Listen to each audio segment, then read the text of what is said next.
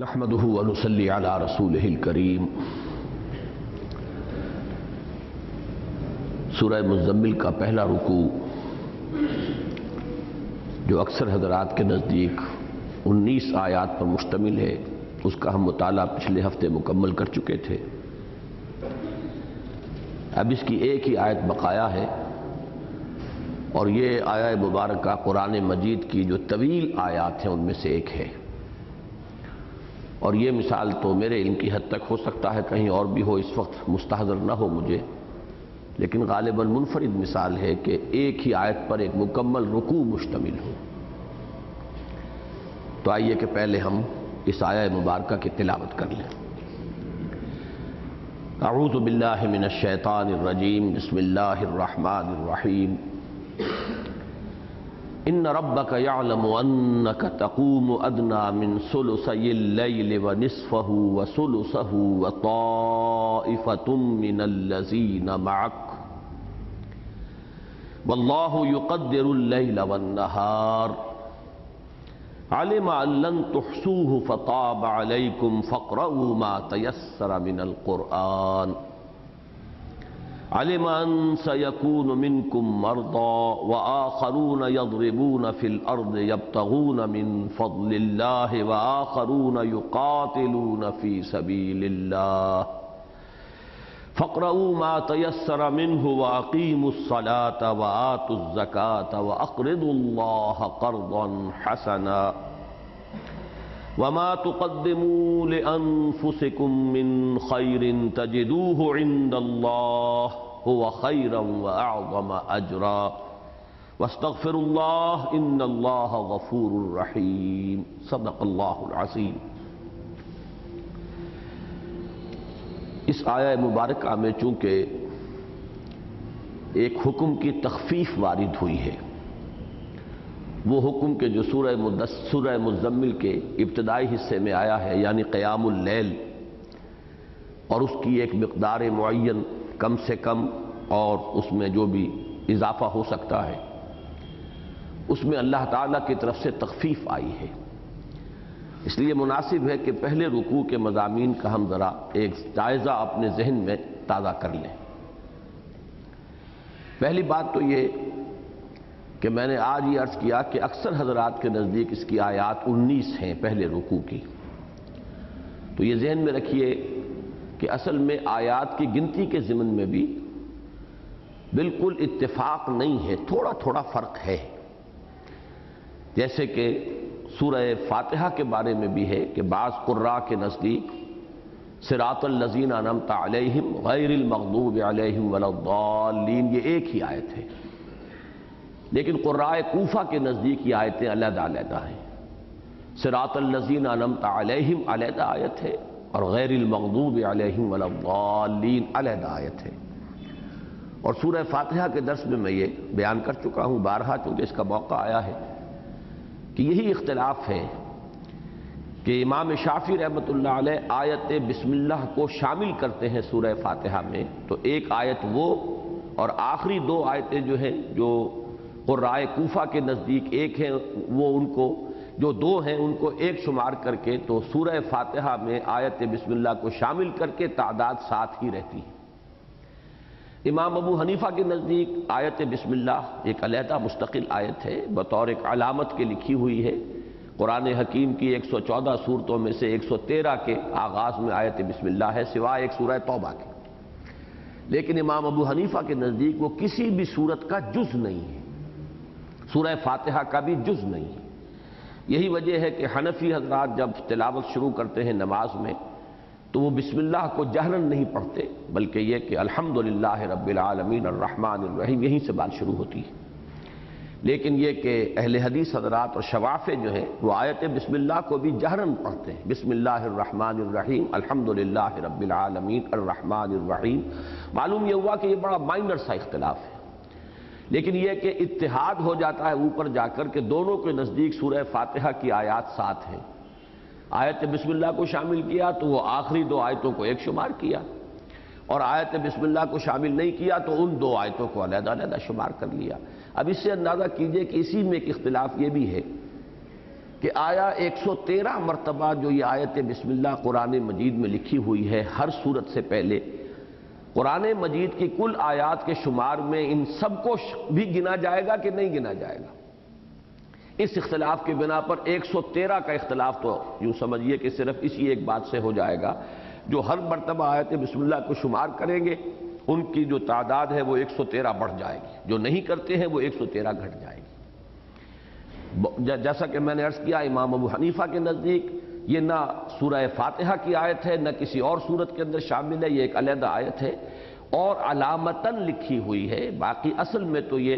جز جو ہے وہ سورۃ النمل کا ہے۔ حضرت سلیمان نے جو خط لکھا تھا ملکہ بلقیس جو تھی سبا کی ملکہ، ان کو انہ من سلیمان و انہ بسم اللہ الرحمن الرحیم، تو یہ آیت مبارکہ قرآن کی آیت ہے، لیکن در حقیقت سورتوں میں یہ صرف سورۃ النمل میں شامل ہے۔ اسی طرح کے چھوٹے چھوٹے اختلافات اور بھی ہیں گنتی کے، لیکن یہ کہ اکثر و بیشتر جو گنتیاں ہیں وہ 6200 سے کچھ اوپر یہ ہے کہ جو مختلف قرآن ہیں اور مختلف جو بھی محققین ہیں انہوں نے گنتی کی ہے، تو یہ بڑا مائنر سا اختلاف ہے۔ یہاں میں اس لیے عرض کر رہا ہوں کہ سورہ مزمل کے پہلے رکوع کی قرائے کوفہ اور ہمارے پاس جو مصحف ہیں اور ہم لوگ جو قرآن پڑھتے پڑھاتے ہیں، یہ در حقیقت کوفے کے جو استاذ تھے قرات کے، در حقیقت انہی کی رائے پر ہے۔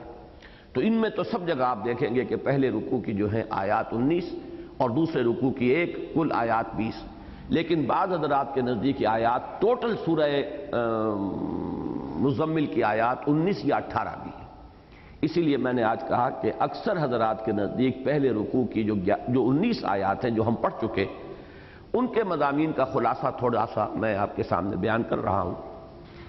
کہ ان 19 آیات میں خطاب اگرچہ کفار سے بھی ہے، بالواسطہ بھی ہے، بلا واسطہ بھی ہے۔ بلا واسطہ یعنی ڈائریکٹ،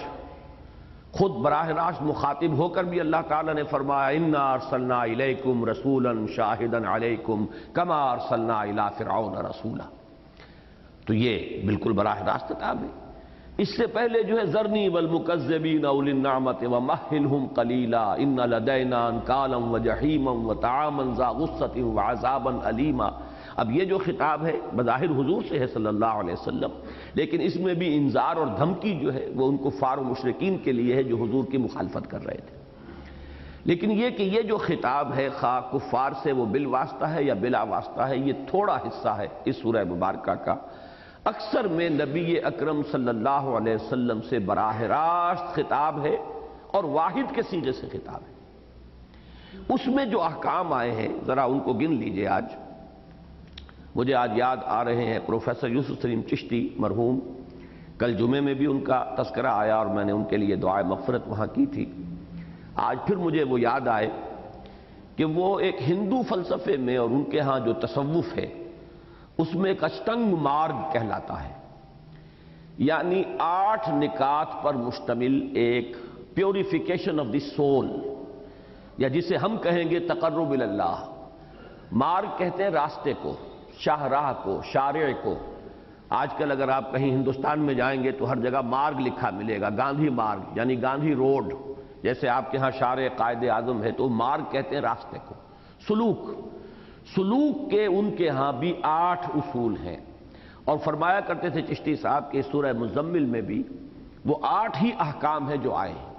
اگرچہ اس وقت جو میں بیان کر رہا ہوں 8 کا ہندسہ تو چونکہ میرے گنتی میں بھی وہی آیا، لیکن یہ کہ وہ مجھے یاد نہیں ہے کہ چشتی صاحب نے وہ بات اسی طور سے بتائی ہو، لیکن یہ کہ اشٹنگ مارگ، اشٹنگ جو ہے یہ 8 کے لیے ہے سنسکرت میں، چونکہ ایرین لینگویجز بہت قریب ہیں۔ ہشت جو ہے یہ فارسی میں 8 کے لیے، تو یہی اشٹنگ وہ جو ہے وہ اس میں سنسکرت میں ہے 8 کے لیے۔ تو اشٹنگ مارگ یعنی وہ راستہ جس کے اندر کے 8 مراحل ہیں یا جس کے لیے 8 احکام ہیں، تو اس کے حوالے سے وہ کہا کرتے تھے کہ قرآن مجید میں بھی وہ ایک سلوک کے لیے جو 8 چیزیں لازمی ہیں وہ سورہ مزمل میں آئی ہیں۔ اب یہ تو ایک تذکرہ ہے، اللہ تعالیٰ ان کی مغفرت فرمائے، اللہم اغفر لہ وارحمہ وادخلہ فی رحمتک وحاسبہ حسابا یسیرا۔ اس وقت میں یہ عرض کر رہا تھا کہ 8 احکام ہیں کہ جو اس سورہ مبارکہ میں حضور صلی اللہ علیہ وسلم سے براہ راست خطاب کر کے اللہ تعالیٰ نے دیے۔ میری تقسیم یہ ہے کہ ان میں سے 4 کا تعلق جو ہے وہ باطنی کیفیات سے ہے اور 4 کا ظاہری کیفیات سے۔ یہ تقسیم کلیتاً میری ہے، اس طرح کی کسی تقسیم کی طرف چشتی صاحب نے کوئی حوالہ نہیں دیا تھا، لیکن میں نے غور کیا تو مجھے معلوم ہوا کہ ایک بڑا توازن ہے اس میں، کہ ایک وہ احکام ہے کہ جن پر عمل نظر آ جائے گا اگر کوئی کر رہا ہے، وہ خارجی ایک شے ہے، اور ایک وہ کیفیات باطنی ہیں کہ جن کو ایک انسان خود ہی اپنے اگر گریبان میں جھانکے اور اپنے باطن کے اندر وہ غوطہ لگائے تو اسے محسوس ہوگا کہ وہ کیفیت ہے یا نہیں۔ جو ظاہری احکام ہیں ان میں سب سے پہلے ہے قیام اللیل، اور اس قیام اللیل کے لیے جو مقدار آئی کہ تھوڑے سے حصے کے سوا اکثر و بیشتر حصہ، مزید وضاحت یہ آئی کہ نصف کو تو سمجھو کہ یہ گویا کہ ایک یعنی جنرل جو اصول ہے، عام اصول تو رہے گا نصفہ، لیکن یہ کہ اس میں کبھی کچھ زیادہ کبھی کچھ کم، نصفہ او انقص منہ قلیلا او زد علیہ ورتل القرآن ترتیلا، نصف شب کا جو ہے وہ اہتمام کرو، کبھی اس میں سے کچھ کم کر لو، کبھی اس میں کچھ زیادہ بھی ہو جائے، اور اسی سے پھر جو آج ہم پڑھنے لگے ہیں آیہ مبارکہ، اس کے اندر جو الفاظ آئے ہیں کہ 2/3 یا نصف یا 1/3، یہ گویا کہ اس کی تعبیر ہے۔ تو پہلا حکم ہے قیام اللیل، رات کو کھڑے رہنا۔ دوسرا حکم ہے ترتیل قرآن، یہ کھڑے ہونا جو ہے یہ صرف ایسے ہی کھڑے ہونا نہیں ہے، یا نماز کے اندر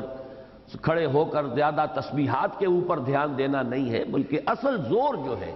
وہ ہے رتل القرآن ترتیلا، قرآن مجید کو تھوڑا تھوڑا کر کے ٹھہر ٹھہر کر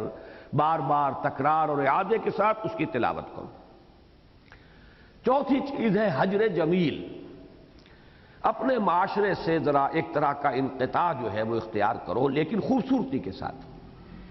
ایک ہے باطنی کیفیت، اس کا ذکر میں بعد میں کروں گا، لیکن یہ کہ یہ حجر جمیل جو ہے چونکہ یہ ظاہری ایک شے ہے، خوبصورتی کا اس میں ذکر ہے کہ علیحدگی تو اختیار کرو، لیکن یہ کہ وہ جیسا کہ اس سے پہلے میں نے عرض کیا کہ وہ لٹ مار کر علیحدہ ہونا نہیں ہے، بلکہ خوش اسلوبی کے ساتھ مہذب انداز میں، جس کو کہ سورۃ الفرقان میں کہا گیا ہے قالوا سلاما وَإِذَا خَاطَبَهُمُ الْجَاهِلُونَ قَالُوا سَلَامًا، اور بلکہ اس کو تیسرے نمبر پر آنا چاہیے تھا حجر جمیل سے بھی پہلے، وہ ہے ذکر اسم رب، وَاذْكُرِ اسْمَ رَبِّكَ، اس کے بارے میں جو مختلف اقوال ہیں وہ میں بیان کر چکا ہوں۔ اس وقت جو رائے میرے نزدیک راجح ہے صرف وہ بیان کر رہا ہوں کہ اسم رب سے مراد یہاں اور ذکر اسم رب سے مراد ہے اللہ سے دعا کرنا اس کے اسماء حسنہ کے حوالے سے۔ اس کی گویا کہ تفسیر ہے سورہ اعراف کی آیت نمبر 180، وَلِلَّهِ الْأَسْمَاءُ الْحُسْنَى فَادْعُوهُ بِهَا، اللہ ہی کے لیے ہیں یہ اسماء حسنہ، اللہ ہی کے ہیں تو اس کو پکارو ان ناموں کے حوالے سے۔ مثلا یہ کہ ذکر کی ایک شکل یہ بھی ہو سکتی ہے اللہ اللہ اللہ، ایک ذکر کی شکل ہو سکتی ہے سبحان اللہ الحمدللہ سبحان اللہ الحمدللہ لا الہ الا اللہ، یہ سب ذکر کی شکلیں ہیں، لیکن ان میں پکارنا نہیں ہے۔ میں یہ ایک لفظ استعمال کیا کرتا ہوں کہ یہ ایک غیابی ذکر ہے، غیب میں ہو کر جیسے کہ ہم ذکر کر رہے ہیں اللہ اللہ اللہ یا سبحان اللہ سبحان اللہ سبحان اللہ، یہ خطابی ذکر نہیں ہے، غیابی ذکر ہے۔ ایک ہے وہ خطابی ذکر جس میں کہ پھر اللہ سے ہم کلام ہونے کی کیفیت ہوتی ہے، یہ ہے بلند تر شکل ذکر کی، اور وہ یہ ہے کہ جب آپ اللہ سے مخاطب ہوتے ہیں یا اللہ یا عزیزو یا قدیرو۔ اب یہ انداز جو ہے جو میں نے حوالہ دیا تھا کہ سائیں عبدالرزاق صاحب کو میں نے، یہ نقشبندی سلسلے کے ایک بزرگ تھے، اس انداز میں ذکر کرتے ہوئے دیکھا اور ایک عجیب کیفیت محسوس کی ہے۔ تو فَادْعُوهُ بِهَا، اس کو پکارو اللہ کے ان ناموں کے ذریعے سے۔ تو میرے نزدیک یہ 4 احکام ہو گئے ظاہری، قیام اللیل، ترتیل قرآن، ذکر اسم رب یعنی اللہ کو پکارنا اس کے اسماء کے حوالے سے، اور چوتھے حجر جمیل۔ 4 ہی احکام ہیں کہ جو داخلی ہیں، داخلی کیفیات سے متعلق ہیں۔ تبتل الی اللہ، اندر بالکل یکسو ہو جائے آدمی کہ کسی اور سے کوئی امید، کوئی توقع، کوئی لالچ، کوئی متعلق نہ رہ جائے، بلکہ خوف بھی نہ رہ جائے، بلکہ لا حول ولا قوت الا باللہ پر اس درجے یقین ہو جائے کہ انسان گویا کہ کلیتاً اپنے رب کے ساتھ جڑ چکا ہے، اس کے دامن سے پیوستہ ہو گیا، یہ تبتل الی اللہ۔ دوسرا ہے توکل علی اللہ، کسی اور کا کوئی سہارا، کسی اور سے، کسی اور ذریعے پر کوئی دار و مدار، کوئی تکیہ،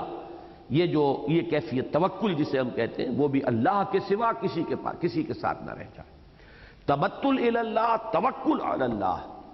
اور نمبر 3 ہے وَاصْبِرْ عَلَىٰ مَا يَقُولُونَ، جو بھی لوگ کہیں، لوگ استہزاء کریں، تمسخر کریں، مذاق اڑائیں،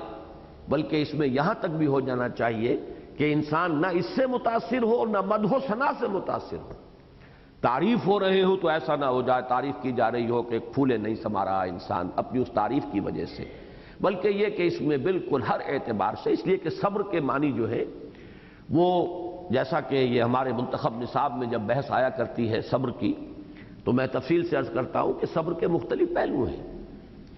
صبر جو ہے علی الطاعہ بھی ہے، اللہ کی اطاعت پر جمے رہنا۔ صبر عن المعصیہ بھی ہے، معصیت سے اپنے آپ کو روکے رکھنا، یہ بھی صبر ہے۔ لالچ ہے، دل کے اندر ایک خواہش ابھر رہی ہے، لیکن آدمی نے اپنے آپ کو تھام لیا، یہ بھی صبر ہے۔ تو صبر علی الطاعہ، صبر عن المعصیہ۔ اسی طریقے سے صبر علی البلاء، تکلیف آئی ہو، مصیبت آئی ہو، اس کو اوپر آدمی دعوت کے ضمن میں، اقامت دین کی جد و جہد میں تکلیفیں آ رہی ہیں، مشکلات و مصائب ہیں، ان کو برداشت کرنا، جھیلنا۔ اسی طرح ٹیمپٹیشنز ہو، کہیں لالچ دیا جا رہا ہو، کہیں آپ کو کسی اور ذریعے سے کوئی، جس کو کہ ہم پڑھ چکے ہیں سورہ نون میں کہ وَدُّوا لَوْ تُدْهِنُوا فَيُدْهِنُونَ، مداہنت کے لیے آپ کو کوئی لالچ دیا جا رہا ہو تو اس سے بھی اپنے آپ کو تھامنا، ٹیمپٹیشن سے بھی متاثر نہ ہونا اور پرسیکیوشن سے بھی متاثر نہ ہونا، یہ دونوں چیزیں درکار ہوتی ہیں اس شخص کے لیے یا ان اشخاص کے لیے کہ جو اللہ کے دین کا کوئی کام کرنا چاہتے ہیں دعوت اور اقامت کے میدان میں۔ تو وَاصْبِرْ عَلَىٰ مَا يَقُولُ میں صبر کو دونوں کے حساب سے لیجئے، اگرچہ یہاں پر چونکہ ابھی ابتدا کا دور تھا تو وہی تھا کہ مجنون کہا جا رہا ہے، شاید کوئی آسیب آ گیا ہے، کوئی معلوم ہوتا ہے کہ شاید دماغی توازن درست نہیں رہا ہے، اس وقت پوائنٹڈلی جو ہے اس کا مطلب یہی تھا وَاصْبِرْ عَلَىٰ مَا يَقُولُونَ۔ اور چوتھی چیز ذَرْنِي وَالْمُكَذِّبِينَ، جھٹلانے والوں کے معاملے کو میرے سپرد کر دیجئے، اس کے بارے میں سوچئے بھی نہ، اس کے بارے میں غور و فکر نہ کیجئے، آپ کا یہ کام ہی نہیں ہے، ہم جانے وہ جانے، ہم ان سے نپٹ لیں گے۔ یہ بھی ایک خالص ذہنی اور نفسیاتی کیفیت ہے، ان کے بارے میں دل میں یہ خواہش ابھرے کہ اللہ تعالیٰ کیوں نہیں ان کو پکڑ رہا، کیوں اللہ ان کی رسی دراز کر رہا ہے، اس کے بجائے یہ کہ تفویض الامر الی اللہ، سارے معاملے کو میرے حوالے کیجئے، ان کے بارے میں کچھ سوچنے کی آپ کو کوئی ضرورت نہیں ہے، ہم ان سے نبٹ لیں گے۔ ذرنی والمکذبین اولی النعمہ، یہ چاروں کیفیات جو ہیں کسی بھی داعی کے لیے، جو داعی بڑے بھی ہو سکتے ہیں چھوٹے بھی ہوتے ہیں، صحابہ کرام میں سے ہر ایک داعی تھا، صرف داعی محمد الرسول اللہ نہیں تھے صلی اللہ علیہ وسلم، وہ سب سے بڑے داعی تھے۔ وہ آیت میں نے بارہا آپ کو سنائی ہے سورہ یوسف کی، جس میں فرمایا گیا ہے کہ اے نبی کہہ دیجئے قل ھذہ سبیلی ادعو الی اللہ علی بصیرۃ انا ومن اتبعنی، کہہ دیجئے یہ اللہ کا راستہ ہے اور یہ میرا راستہ ہے، میں پکار رہا ہوں اللہ کی طرف، علی وجہ البصیرۃ، اندھیرے میں ٹامک ٹوئیاں نہیں مار رہا ہوں، نہ صرف میں بلکہ میرے اتباع کرنے والے میرے ساتھی وہ بھی اگر بلا رہے ہیں تو علی وجہ البصیرۃ بلا رہے ہیں۔ تو جیسے حضور داعی تھے، حضرت ابو بکر بھی داعی تھے، صحابہ کرام میں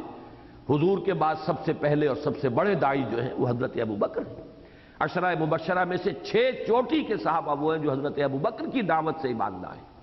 اور یہ سب سے بڑا اثاثہ اور سرمایہ تھا محمد الرسول اللہ صلی اللہ علیہ وسلم،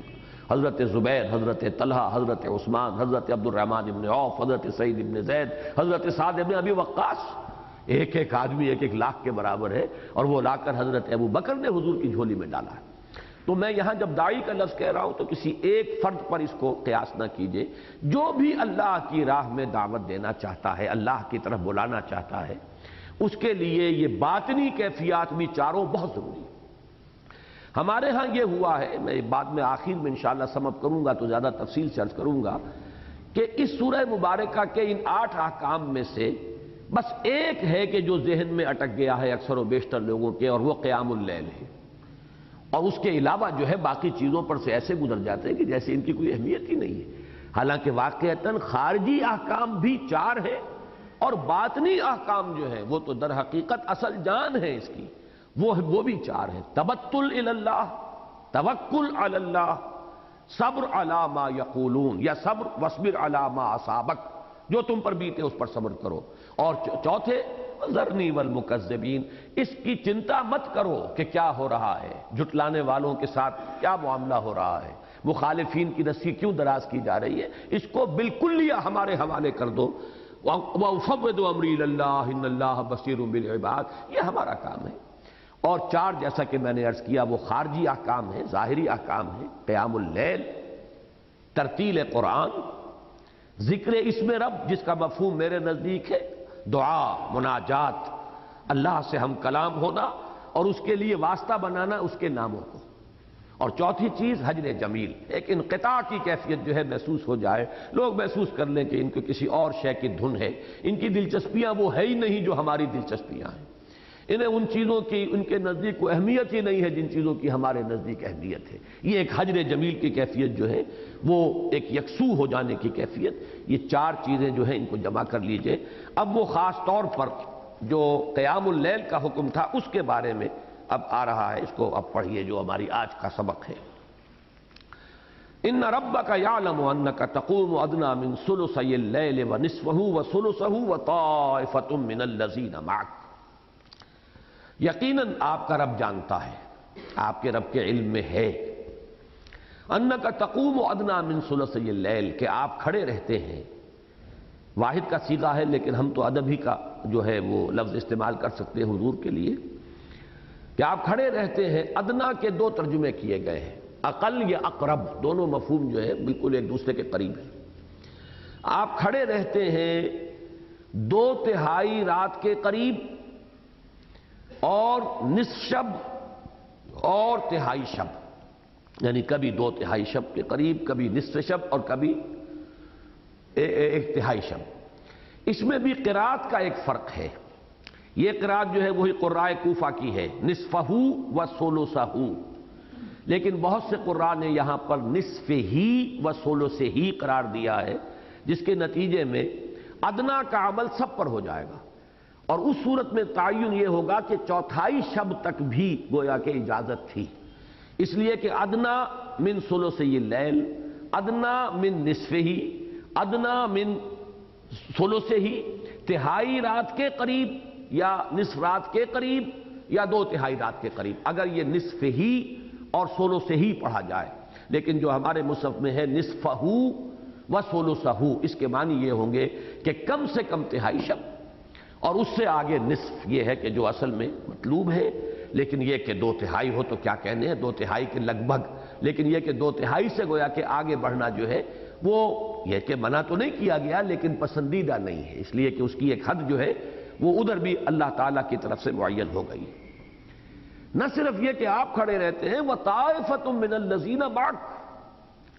اور جو آپ کے ساتھ ہیں ان میں سے بھی ایک گروہ کھڑا رہتا ہے، ایک جماعت کھڑی رہتی ہے۔ یہاں یہ کہ طائفۃ من الذین معک سے یہ بات بالکل واضح ہو گئی کہ تمام صحابہ نہیں کھڑے ہوتے تھے، بلکہ یہ کہ ایک جماعت، ایک معین جو ان میں سے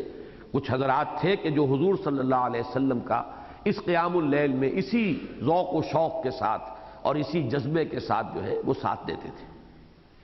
آگے فرمایا واللہ یقدر اللیل والنہار، اللہ ہی اندازہ مقرر کرتا ہے رات اور دن کا۔ تقدیر کے لفظ کو سمجھ لیجئے، یہ قدر سے بنا ہے، تقدیر باب تفعیل ہے قدر سے۔ قدر کے معنی ویلیو، کسی چیز کی قدر و قیمت جو ہم کہتے ہیں اردو میں قدر و قیمت، ایک تعین اس کا ہو جانا۔ تقدیر کے معنی ہے اصل میں کسی شے کی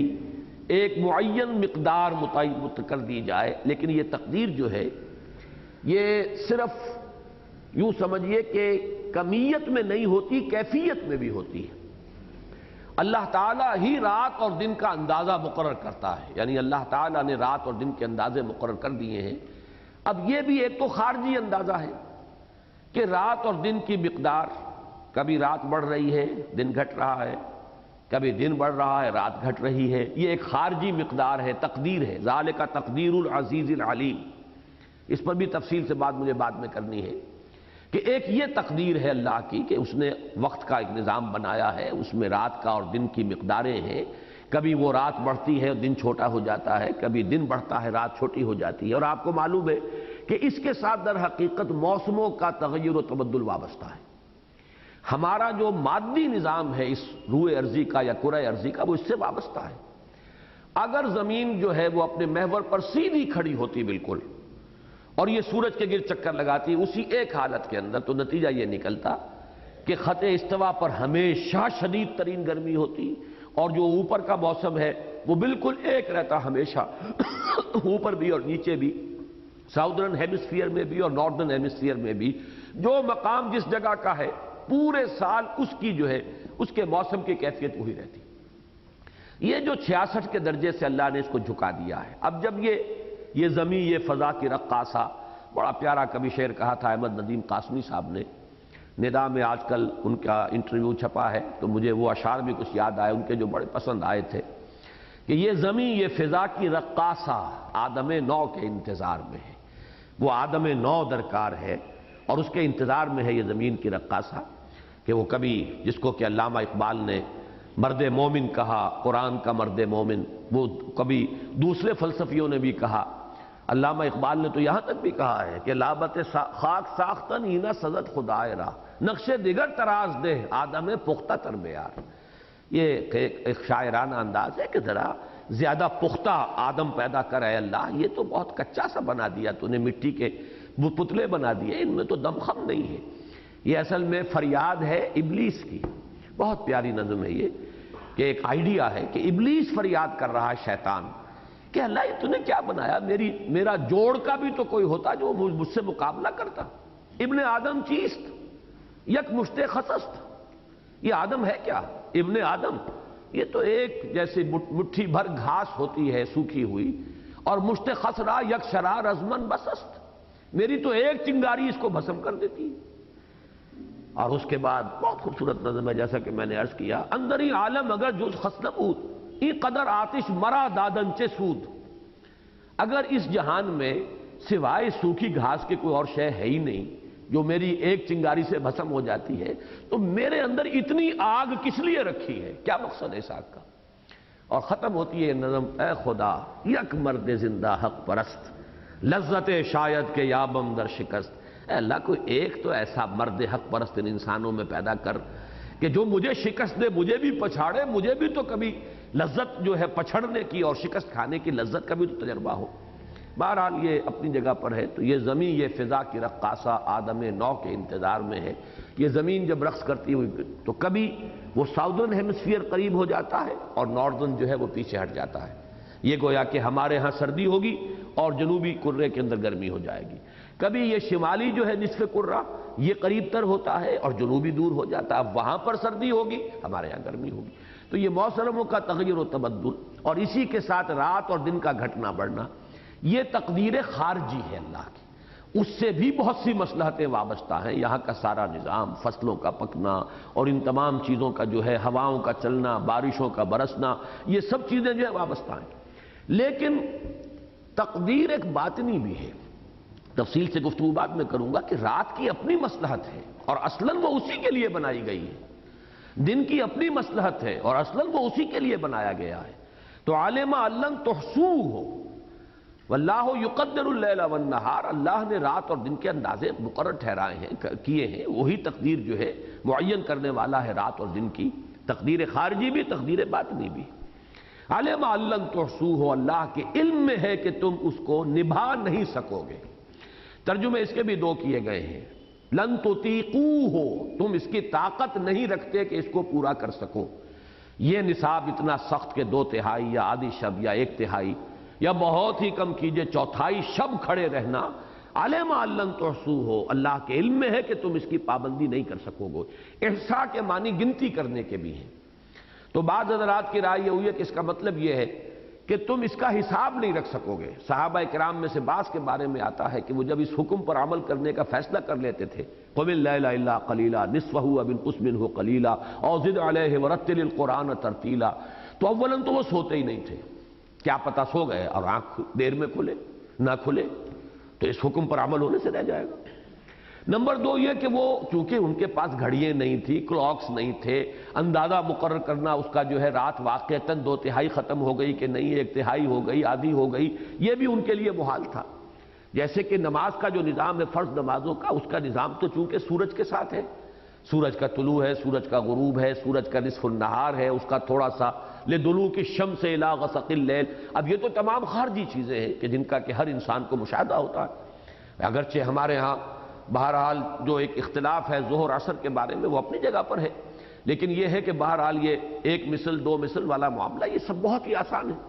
لیکن رات کا اندازہ کرنا یہ تو بہت مشکل کام ہے۔ تو ایک تو یہ رائے کی گئی ہے کہ یہ در حقیقت تحسوہ کے معنی یہ ہے کہ تم اس کا صحیح حساب نہیں رکھ سکو گے، یہ اللہ کے علم میں ہے۔ لیکن میرے نزدیک دوسری رائے زیادہ قوی ہے، لن تطیقوہ، تو کہ تم اس کی طاقت نہیں رکھتے ہو، یہ تمہارے حد امکان میں نہیں ہے۔ کیوں نہیں ہے؟ میں اس کے لیے اب ذرا آیات آج نوٹ کر کے لایا ہوں کہ یہ تقدیر باطنی جو ہے رات اور دن کی، اس کو سمجھیے۔ تقدیر خارجی تو مقادیر ہے، رات کی تعداد، اس کی ساعتیں، دن کی ساعتیں، اس کی مقدار، اور تقدیر باطنی اس کی حکمت کیا ہے۔ یہ میں 8 آیتیں میں نے نوٹ کی ہیں کہ جن میں قرآن مجید بہت ہی تکرار کے ساتھ، اعادے کے ساتھ اور اہمیت کے ساتھ بیان کرتا ہے کہ رات اللہ تعالیٰ نے آرام کے لیے بنائی ہے، دن اللہ تعالیٰ نے محنت کے لیے، بھاگ دوڑ کے لیے، معاشی جد و جہد کے لیے بنائی،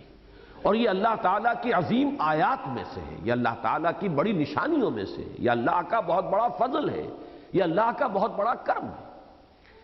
مثلا دیکھیے سورہ انعام کی آیت نمبر 96 میں فرمایا فالق الاصباح وجعل اللیل سکنا والشمس والقمر حسبانا ذالک تقدیر العزیز العلیم۔ وہی ہے اللہ کہ جو صبح کا نمودار کرنے والا ہے، رات کی تاریکی کا پردہ چاک کر کے اس نے رات کو سکون کا ذریعہ بنایا ہے، رات سکون بخش ہے، اور سورج اور چاند کو اس نے حساب کا ذریعہ بنایا ہے، اور یہ اللہ تعالیٰ کی طرف سے اس کی تقدیر ہے، ذالک تقدیر العزیز العلیم۔ یہ آیہ مبارکہ سورہ یاسین میں بھی آئی ہے، ذالک تقدیر العزیز العلیم۔ یہ کوئی ایسا کچا نظام نہیں ہے، یہ کسی اناڑی کا بنایا ہوا نظام نہیں ہے، یہ تقدیر، یہ اندازے جو بنائے گئے ہیں بہت مبنی بر حکمت ہے، اور ایک ہستی نے بنایا ہے، وہ ایسی ہستی نے کہ جو العزیز ہے، زبردست ہے، اور علیم ہے، جاننے والی ہستی ہے، اس کا بنایا ہوا نظام۔ تقریباً یہی مضمون سورہ بنی اسرائیل میں آیا تفصیل سے۔ یہ آیت نمبر 12 ہے، وَجَعَلْنَا اللَّيْلَ وَالنَّهَارَ آیَتَيْنِ فَمَحَوْنَا آیَةَ اللَّيْلِ وَجَعَلْنَا آیَةَ النَّهَارِ مُبْصِرَةً لِتَبْتَغُوا فَضْلًا مِّن رَّبِّكُمْ وَلِتَعْلَمُوا عَدَدَ السِّنِينَ وَالْحِسَابَ وَكُلَّ شَيْءٍ فَصَّلْنَاهُ تَفْصِيلًا۔ ہم نے رات اور دن کو اپنی 2 عظیم نشانیاں بنایا ہے، تو ہم نے رات کو تو، رات والی نشانی کو تو بے نور کر دیا ہے، مٹا دیا ہے، اس کے اوپر جیسے کسی شے پر سیاہی پھیر دی جائے تو اب کچھ نظر نہیں آ رہا نیچے کیا لکھا ہوا تھا، وہ سیاہی کا پردہ جو محونا آیت اللیل وجعلنا آیت النہار مبصرۃ لتبتغوا فضلا من ربکم ولتعلموا عدد السنین والحساب، اور ہم نے دن والی نشانی کو جو ہے روشن بنایا ہے، مبصرۃ بنایا ہے، تاکہ تم اپنا فضل بھی تلاش کرو اپنے رب کا، اور تمہارا سالوں کا حساب جو ہے وہ بھی اسی کے ذریعے سے معین ہوتا چلا جائے۔ سورۃ القصص کی آیت نمبر 73 ہے، وَمِن رَحْمَتِهِ جَعَلَ لَكُمُ اللَّيْلَ وَالنَّهَارَ لِتَسْكُنُوا فِيهِ وَلِتَبْتَغُوا مِن فَضْلِهِ وَلَعَلَّكُمْ تَشْكُرُونَ۔ یہ تو اللہ تعالیٰ کی رحمت ہے، یہ اس کی رحمت کا مظہر ہے کہ اس نے تمہارے لیے رات اور دن علیحدہ علیحدہ بنا دیے۔ رات کا کام کیا ہے؟ لِتَسْكُنُوا فِيهِ، تاکہ تم اس میں سکون پکڑو، سکون حاصل کرو۔ وَلِتَبْتَغُوا مِن فَضْلِهِ، اور دن کا کام کیا ہے کہ اس میں تم اللہ کا فضل تلاش کرو، وَلَعَلَّكُمْ تَشْكُرُونَ، اور تاکہ تم شکر کرو، تمہیں اللہ کی نعمتوں کا اندازہ ہو کہ اس نے تمہاری ضرورتوں کا کتنا لحاظ رکھا۔ ایک جگہ یہی مضمون آیا ہے ایک منفی انداز میں کہ تم نے کبھی غور کیا اگر اللہ ہمیشہ کے لیے رات ہی بنا دیتا یا ہمیشہ کے لیے دن ہی بنا دیتا تو کیا تمہاری زندگی کا یہ نظام چل سکتا تھا؟ سرمدن، اگر وہ سرمد رات ہوتی یا سرمد دن ہوتا تو کیا تمہارا یہ نظام چل سکتا تھا؟ تو ہم نے جو یہ بنایا ہے اس کے اندر حکمت ہے۔ تو ان 3 آیات کا سورہ انعام کی 96، سورہ بنی اسرائیل کی 12 اور سورۃ القصص کی 73ویں آیت جو ہے ان کا مضمون تقریباً ایک ہے۔ اب 3 ہی آیتیں ہیں، ان کا مضمون دیکھیے، اور اس میں تو بہت قرب بھی ہے، اس میں بہت زور ہے کہ رات اصل میں سکون کا ذریعہ ہے، تسکین کے حصول کا ذریعہ ہے۔ سورہ یونس کی آیت نمبر 67 ہے، هو الذی جعل لکم اللیل لتسکنوا فیہ والنہار مبصرا، اور وہی ہے کہ جس نے تمہارے لیے رات کو بنا دیا ہے کہ اس میں تم سکون حاصل کرو، اور اور دن کو بنا دیا ہے روشن۔ یہی مضمون سورۃ النمل کی آیت نمبر 86 میں آیا ہے، الم یروا انا جعلنا اللیل لیسکنوا فیہ والنہار مبصرا، فرق صرف یہ کہ لتسکنوا اور یہاں ہے لیسکنوا۔ کیا انہوں نے غور نہیں کیا، سوچا نہیں ہماری نشانیوں پر، ہماری آیات پر؟ الم یروا انا جعلنا اللیل لیسکنوا، ہم نے رات کو بنا دیا ہے تاکہ یہ سکون حاصل کرے، اور ہم نے دن کو بنا دیا ہے روشن۔ یہی مضمون سورۃ المومن میں آیا ہے، آیت نمبر 61، اللہ الذی جعل لکم اللیل لتسکنوا فیہ والنہار مبصرا، اور ہم نے تمہارے لیے رات کو بنا دیا ہے تاکہ اس میں سکون حاصل کرو، اور دن کو بنا دیا روشن۔ یہ تینوں آیتیں تقریباً ہم مضمون ہیں۔ تو معلوم یہ ہوا کہ دن اور رات کی یہ تقدیر ہے اللہ کی،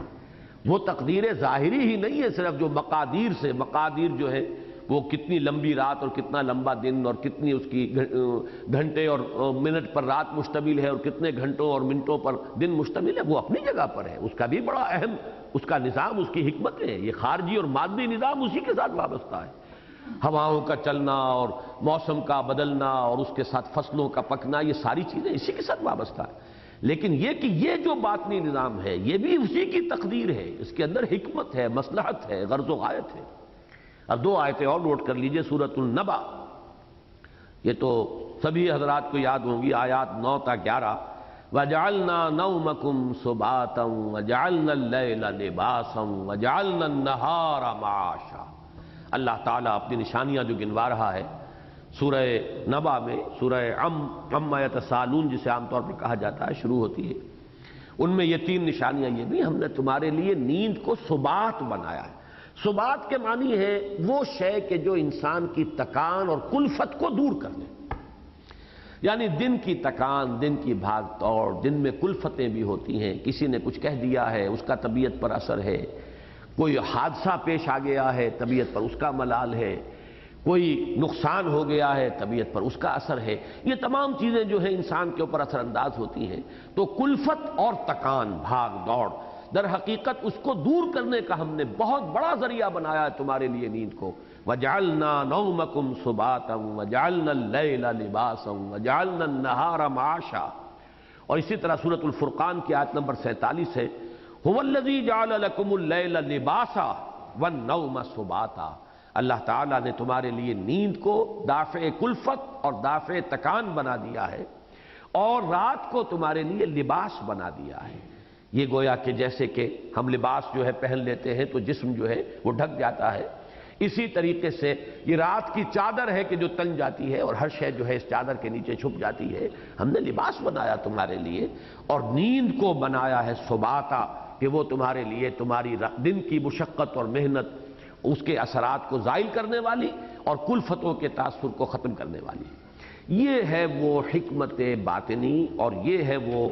تقدیر باطنی۔ تو علم ان تحصوہ سے پہلے جو فرمایا واللہ یقدر اللیل والنہار،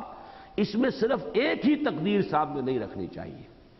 لیکن چونکہ اکثر حضرات نے صرف ان روایات کے پیش نظر یہ مفہوم لیا ہے کہ وہ چونکہ اندازہ نہیں کر پاتے تھے، صحابہ پر بڑی مشقت تھی، بہت ہی ان کو ایک طرح کی یعنی تکلیف کا جو ہے سامنا تھا کہ ان کے پاس گھڑیاں نہیں تھیں، ان کے پاس اندازہ نہیں ہوتا تھا، تو سوتے بھی نہیں تھے کہ پتہ نہیں آنکھ نہ کھل سکے، اور پھر یہ کہ انہیں اندازہ نہیں ہوتا تھا کہ 1/3 شب ہو گئی ہے کہ نصف ہو گئی ہے کہ 2/3 ہو گئی ہے، تو پوری راتیں جاگتے گزر جاتی تھی۔ تو علم ان لن تحصوہ کا مطلب یہ ہے، میرے نزدیک وہ بھی ہے مطلب، لیکن یہ کہ یہ تقدیر باطنی کہ در حقیقت ہم نے یہ نظام اس انداز کا بنایا نہیں ہے، یہ نظام مستقل نہیں ہے، ایک وقت میں کوئی ایمرجنسی ہے، کوئی خاص ایک ضرورت ہے، تب تو آدمی کر گزرتا ہے، لیکن یہ ہے کہ یہ مستقل نظام نہیں ہے۔ واللہ یقدر اللیل والنہار علم ان لن تحصوہ فتاب علیکم، فتاب علیکم تو اللہ نے تم پر عنایت فرمائی۔ یہ توبہ کا لفظ جو ہے 2 طرفہ استعمال ہوتا ہے، بندے کے لیے بھی رب کے لیے بھی۔ جب بندہ اس لیے کہ توبہ کے معنی پلٹنا، رجوع کرنا، بندے کے لیے جب لفظ آئے گا تو الہ کے ساتھ آئے گا، توبو الی اللہ توبۃ نصوحا، اللہ کی طرف پلٹو، یا جیسا کہ خالص پلٹنا ہوتا ہے۔ اور جب اللہ کے لیے آتا ہے تو تاب علیہ، اس پر اس کی توبہ قبول فرما لی، یہ بھی ترجمہ ہم کر دیتے ہیں، بلکہ لیکن مفہوم کیا ہے لغوً؟ متوجہ ہوا اس کی طرف اپنی عنایتوں کے ساتھ، اپنی رحمت کے ساتھ۔ گویا کہ اس کے پس منظر میں کیا شے ہے کہ بندہ جب معصیت کی روش اختیار کرتا ہے تو گویا کہ اس نے رخ موڑ لیا اپنے رب سے، روگردانی کر لی، یہی لفظ آتا ہے عام طور پر، تولا، اس نے روگردانی کر لی، اور پھر اس کا نتیجہ کیا نکلتا ہے؟ اللہ تعالیٰ بھی اپنی نظر عنایت جو ہے اس کی طرف سے پھیر لیتا ہے۔ یہ گویا کہ دو طرف عمل ہوا کہ بندے نے اطاعت سے منہ موڑا، اللہ نے اپنی عنایتیں جو ہے اس کی طرف سے ہٹا لی، توجہ اپنی اس کی طرف سے ہٹا لی، نظر عنایت پھیر لی۔ اب بندہ جب توبہ کرتا ہے اللہ کی طرف اور عزم مصمم کے ساتھ کہ پروردگار آئندہ یہ خطا نہیں کروں گا، پشیمانی اس کے دل میں ہے، اور پھر وہ ایک عزم مصمم کے ساتھ رجوع کرتا ہے، تو یہ ہے تابا الی اللہ، وہ اللہ کی طرف پلٹ آیا، اس نے اللہ کی طرف رجوع کیا، اور اللہ بھی پھر اپنی رحمتوں کے ساتھ، عنایتوں کے ساتھ ان کی طرف متوجہ ہو جاتا ہے، یہ تابا علیہ۔ تو یہاں پر فرمایا فتاب علیکم، تو اللہ نے تم پر عنایت فرمائی، شفقت فرمائی۔ فقرؤوا ما تیسر من القرآن، ابھی میں اس کے بارے میں تفصیل سے بعد میں عرض کروں گا، ابھی ترجمہ پڑھ لیجئے۔ تو پڑھ لیا کرو جو بھی میسر ہو، میسر بنا ہے یسر سے، آسان، یسر سے میسر، تیسیر باب تفعیل، میسر ہوگا یہ اسم فاعل، آسان کرنے والا، اور میسر جو آسان ہو گیا ہو، تو فقرؤوا ما تیسر منہ، بلکہ یہاں پہ تو باب تفاعل ہے، ما تیسر منہ، جو آسانی سے تمہیں حاصل ہو جائے وہ اس کو تم اتنی تلاوت کر لیا کرو، اتنی قرات کر لیا کرو۔ یہاں ایک بات یہ نوٹ کر لیجئے کہ فقرؤ سے مراد بھی یہاں صرف تلاوت نہیں ہے، بلکہ در حقیقت مراد ہے نماز میں تلاوت، اس لیے کہ یہ اصول ہے، کئی مرتبہ عرض کر چکا ہوں کہ مکی صورتوں میں بالخصوص ابتدائی مکیات میں نماز کے کسی ایک رکن کو بول کر مراد پوری نماز لی جاتی ہے، جیسے کہ سورہ مبارکہ کے شروع میں صرف قیام ایک رکن ہے نماز کا،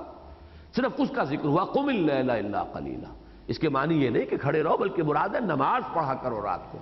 لیکن یہ نماز ایسی ہوگی ورتل القرآن ترتیلا، جس میں طول قنوت ہوگا، جس میں قیام بہت لمبا ہوگا، اس لیے کہ اس میں کھڑے ہو کر اللہ کی آیات کو تھوڑا تھوڑا کر کے بار بار تکرار کے ساتھ اپنے اندر اتارنا ہے، جذب کرنا ہے۔ تو وہاں پہ اگرچہ صرف لفظ قیام آیا ہے قم، لیکن اس کے معنی ہے نماز میں کھڑے رہو۔ یہاں پر اس کا دوسرا رکن ہے قرات، یہ بھی نماز کا ایک رکن ہے، ایک علیحدہ بحثیں ہیں، فقہی بحثیں ہیں، کتنی قرات ضروری ہے، کتنی لازم ہے، کم سے کم کتنی مقدار پر نماز کی رکعت ہو جاتی ہے، یہ میرا اس وقت کا موضوع نہیں ہے، لیکن بہرحال ہر رکعت کے اندر سورہ فاتحہ تو آپ کو پڑھنی ہے۔ معلوم یہ ہوا کہ وہ بھی قرآن مجید میں سے ہے۔ پھر یہ کہ بعض رکعتیں ایسی بھی ہیں جن کے ساتھ مزید جو ہے قرات کی ضرورت نہیں ہے، لیکن اکثر میں اس کے بعد جو ہے، اور عام جو بات ہے وہ یہ ہے کہ 3 چھوٹی آیتیں یا ایک بڑی آیت، یہ تو اس کا جو مقدار ہے یہ اس کا گویا کہ کفایت کر جائے گی، لیکن یہاں مراد قرات سے قرآن مجید کی قرات یا قرآن مجید کی علیحدہ بیٹھ کر تلاوت نہیں ہے۔ فقرؤوا ما تیسر منہ، مراد ہے نماز میں کھڑے ہو کر رات کو پڑھ لیا کرو جتنا بھی آسانی سے میسر ہو جائے، جتنا بھی تمہارے لیے سہولت ہو۔ عَلِمَ أَن سَيَكُونُ مِنكُم مَرْضَىٰ، اللہ کے علم میں ہے، جانتا ہے اللہ کہ ان قریب تم میں سے کچھ لوگ بیمار بھی ہوں گے۔ اب یہ بھی وہ تمام چیزیں گنوائی جا رہی ہیں جو لن تحصوہ کا، گویا کہ یہ اس کی مزید وضاحت ہے کہ کیسے نہیں کر سکو گے۔ اس میں ایک تو یہ کہ اصولاً، جیسا کہ میں نے عرض کیا ہے، اصولاً تو یہ ہے کہ چونکہ رات اللہ نے بنائی آرام کے لیے، دن کی کلفتوں کو دفع کرنے کے لیے، رفع کرنے کے لیے، تو مستقل یہ نظام نہیں چل سکتا، لہذا ایک پہلو تو وہ آ چکا، لیکن یہاں پہ مزید وضاحت کی جا رہی ہے کہ اس پر اضافی فیکٹرز کی حیثیت سے یہ بھی ہے کہ عَلِمَ أَن سَيَكُونُ مِنكُم مَرْضَىٰ، اللہ کے علم میں ہے، اللہ جانتا ہے تم میں سے کچھ بیمار بھی ہوں گے، انہیں مرض لاحق ہوں گے۔ وَآخَرُونَ يَضْرِبُونَ فِي الْأَرْضِ يَبْتَغُونَ مِن فَضْلِ اللَّهِ، اور دوسرے وہ بھی ہوں گے تم میں سے، اب یہ منکم جو ہے یہ سب میں لگے گا، منکم سَيَكُونُ مِنكُم مَرْضَىٰ وَآخَرُونَ مِنكُم، گویا کہ تم میں سے ایسے بھی ہوں گے دوسرے کہ جو اللہ کی ضرب فی الارض کہتے ہیں سفر پر نکلنا، آدمی پاؤں مارتے ہوئے چلتا ہے تو گویا کہ یہ ضرب فی الارض ہے، زمین میں چلنا۔ یضربون فی الارض، زمین میں سفر کریں گے، قافلوں کی شکل میں جائیں گے، تجارت کے لیے جائیں گے۔ یبتغون من فضل اللہ، اللہ کے فضل کو تلاش کرنے کے لیے۔ یہاں بھی نوٹ کر لیجئے کہ فضل کا لفظ جو ہے قرآن مجید جو ہے انسان کی کمائی، تجارت ہو، کوئی اور پیشہ ہو، زراعت ہو، جو کچھ اس کے ذریعے سے ملتا ہے اسے فضل قرار دیتا ہے۔ یہ اس کا کسب نہیں ہے، فضل ہے۔ اگرچہ کہیں کہیں شاذ ہے ایسی مثالیں، سورہ بقرہ میں ہے جہاں مما کسبتم جو آیا ہے اس میں مراد ہے کمائی، جو مال کی کمائی انسان کرتا ہے۔ اکثر و بیشتر یہ لفظ ہے جو کمائی کے لیے جو آتا ہے وہ فضل ہے۔ سورہ جمعہ کی وہ آیت تو آپ سے اکثر کے ذہن میں ہوگی، فَإِذَا قُضِيَتِ الصَّلَاةُ فَانتَشِرُوا فِي الْأَرْضِ وَابْتَغُوا مِن فَضْلِ اللَّهِ، جب نماز ادا ہو چکے، پوری ہو جائے، تو پھر تمہیں اجازت ہے کہ تم زمین میں منتشر ہو جاؤ، پھر وہ گھومو اور اللہ کے فضل یعنی رزق کو تلاش کرو۔ تو اللہ کے علم میں ہے کہ کچھ اور ہوں گے تم میں سے کہ جو سفر کریں گے تجارت کی غرض سے، اور وہ اللہ کے فضل کی تلاش میں ادھر سے ادھر جائیں گے۔ وَآخَرُونَ يُقَاتِلُونَ فِي سَبِيلِ اللَّهِ، اور دوسرے اور ہوں گے تم میں سے جو اللہ کی راہ میں جنگ کریں گے، قتال کریں گے۔ اب قتال میں ظاہر بات ہے کہ بڑی ہی ایک اضافی مشقت ہے، جو دن میں کبھی ایسا ہوتا ہے کہ دشمن کا تعاقب کر رہے ہیں آپ اور بڑی تیزی کے ساتھ جا رہے ہیں، اور پورا دن جو ہے آپ جو ہے تیزی کے ساتھ آپ نے سفر کیا ہے، کبھی کسی اور سفر کیفیت کے اندر، کبھی فرض کیجئے صبح سے شام تک جو ہے وہ جنگ رہی ہے اور آدمی بالکل کسا ہوا رہا ہے اور اس نے اس جنگ کے اندر عملاً حصہ لیا ہے، تو اس میں بھی پھر رات کے وقت تو ضرورت ہوگی کہ آرام ہو۔ رات کے وقت ان کی قوتیں جو ہیں، جسے کہا جاتا ہے انگریزی میں ریجوینیشن، وہ قوتیں اور توانائیاں دوبارہ ان کے اندر عود کرائیں، اور اس کے لیے انہیں آرام کی ضرورت ہوگی۔ تو یہ تین چیزیں گویا کہ اضافی یہاں پر بیان فرما دی کہ عَلِمَ أَن لَّن تُحْصُوهُ میں جہاں وہ تقدیر باطنی بھی ہے کہ ایک نظام جس پر اس دنیا کو اللہ نے بنایا ہے، اور تمہارا جسمانی نظام بھی اسی کا ایک حصہ ہے۔ انسان کا جسمانی نظام اس دنیا کی جو مادی تقدیر ہے اس کا حصہ ہے، اس کا پابند ہے۔ آدمی نہیں کھائے گا تو مر جائے گا۔ تو یہ ضرور ہے کہ کچھ لوگ زیادہ نفس کشی کی اور بھوک کی برداشت کی اپنے اندر عادت ڈال لیں گے، ہو سکتا ہے کوئی شخص مہینے 2 مہینے نہ کھائے اور موت نہ آئے، لیکن بہرحال کھانا پڑے گا اس کو، اور اگر نہیں کھائے گا مستقلاً تو بہرحال مر جائے گا۔ ہوا نہیں ہوگی تو موت واقع ہو جائے گی۔ تو مختلف چیزیں ہیں کہ جو اس دنیا کا جو مادی نظام ہے اس کے ساتھ وابستہ ہیں، اور تمہارا اپنا جسمانی نظام بھی اسی کا ایک جز ہے۔ تو عَلِمَ أَن لَّن تُحْصُوهُ فَتَابَ عَلَيْكُمْ فَاقْرَؤُوا مَا تَيَسَّرَ مِنَ الْقُرْآنِ عَلِمَ أَن سَيَكُونُ مِنكُم مَّرْضَىٰ وَآخَرُونَ يَضْرِبُونَ فِي الْأَرْضِ يَبْتَغُونَ مِن فَضْلِ اللَّهِ وَآخَرُونَ يُقَاتِلُونَ فِي سَبِيلِ اللَّهِ فَاقْرَؤُوا مَا تَيَسَّرَ مِنْهُ،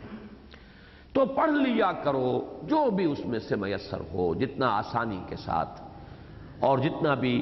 تم بغیر کسی بہت زیادہ تکلف اپنے اوپر اور بہت زیادہ تحمل اور بہت زیادہ مشقت اپنے اوپر برداشت کیے بغیر جتنا کر سکو کھڑے ہو جایا کرو، پڑھ لیا کرو، اور پڑھنا پھر وہی ہوگا کھڑے ہو کر قرآن نماز میں پڑھنا۔ وَأَقِيمُوا الصَّلَاةَ وَآتُوا الزَّكَاةَ وَأَقْرِضُوا اللَّهَ قَرْضًا حَسَنًا، اور نماز قائم کرو اور زکوٰۃ ادا کرو اور اللہ کو قرض حسنہ دو۔ قرض حسنہ جو ہے یہ چونکہ مدنی صورتوں میں بڑی تفصیل کے ساتھ یہ مضمون آ چکا ہے، خصوصاً سورہ حدیث سے لے کر سورہ الحدید جو ہے اس سے لے کر اور سورہ تغابن تک یہ مضمون جو ہے بہت ہی تکرار کے ساتھ آیا ہے کہ ایک ہے انسانوں کی میں سے جو محتاج ہیں، غریب ہیں، یتیم ہیں، مسکین ہیں، بیوائیں ہیں، ان کی مدد پر، اور مسافر ہیں، سائل ہیں، ان کی ضرورتیں پوری کرنے کے لیے خرچ کرنا، یہ ہے صدقہ۔ اور زکوٰۃ کا بھی اصل مصرف یہی ہے۔ اصل کہہ رہا ہوں اس لیے کہ اس میں بھی ایک مد ہے فی سبیل اللہ کی، لہذا اس کی گنجائش موجود ہے، لیکن یہ کہ اس کی اکثر مدیں وہی ہیں کہ محتاج، غریب، یہ جو ہے مساکین، ان کے لیے۔ اس کے لیے 2 الفاظ ذہن میں رکھیے، صدقہ اور زکوٰۃ۔ اور زکوٰۃ کے لیے بھی جو وہ آئی ہے آیت سورہ توبہ میں، وہ لفظ صدقات یا انما الصدقات للفقراء والمساکین، تو وہ در حقیقت صدقہ اور زکوٰۃ ایک ہی شے ہے۔ لیکن جہاں اللہ تعالیٰ کے دین کے لیے خرچ کرنا ہو، اس کے لیے 2 الفاظ آتے ہیں، انفاق فی سبیل اللہ یا اللہ کو قرض حسنہ دینا۔ اللہ کو قرض حسنہ اس لیے کہ دین اس کا ہے،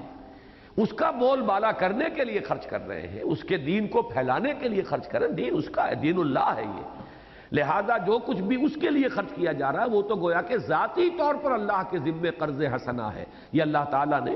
حالانکہ اسی کا دیا ہوا مال، اسی کی دی ہوئی شے، اسی کی دی ہوئی دولت. لیکن جیسے میں مثال دیا کرتا ہوں کہ آپ اپنے کسی چھوٹے سے بچے کے ساتھ معاملہ کرتے ہیں کہ اسے کچھ دے کر کہتے ہیں ہمیں دیجئے، دیکھتے ہیں اس کا دل، یہ ایک طرح کا شغل ہے آپ کا، وہ بچہ دیتا ہے کہ نہیں دیتا.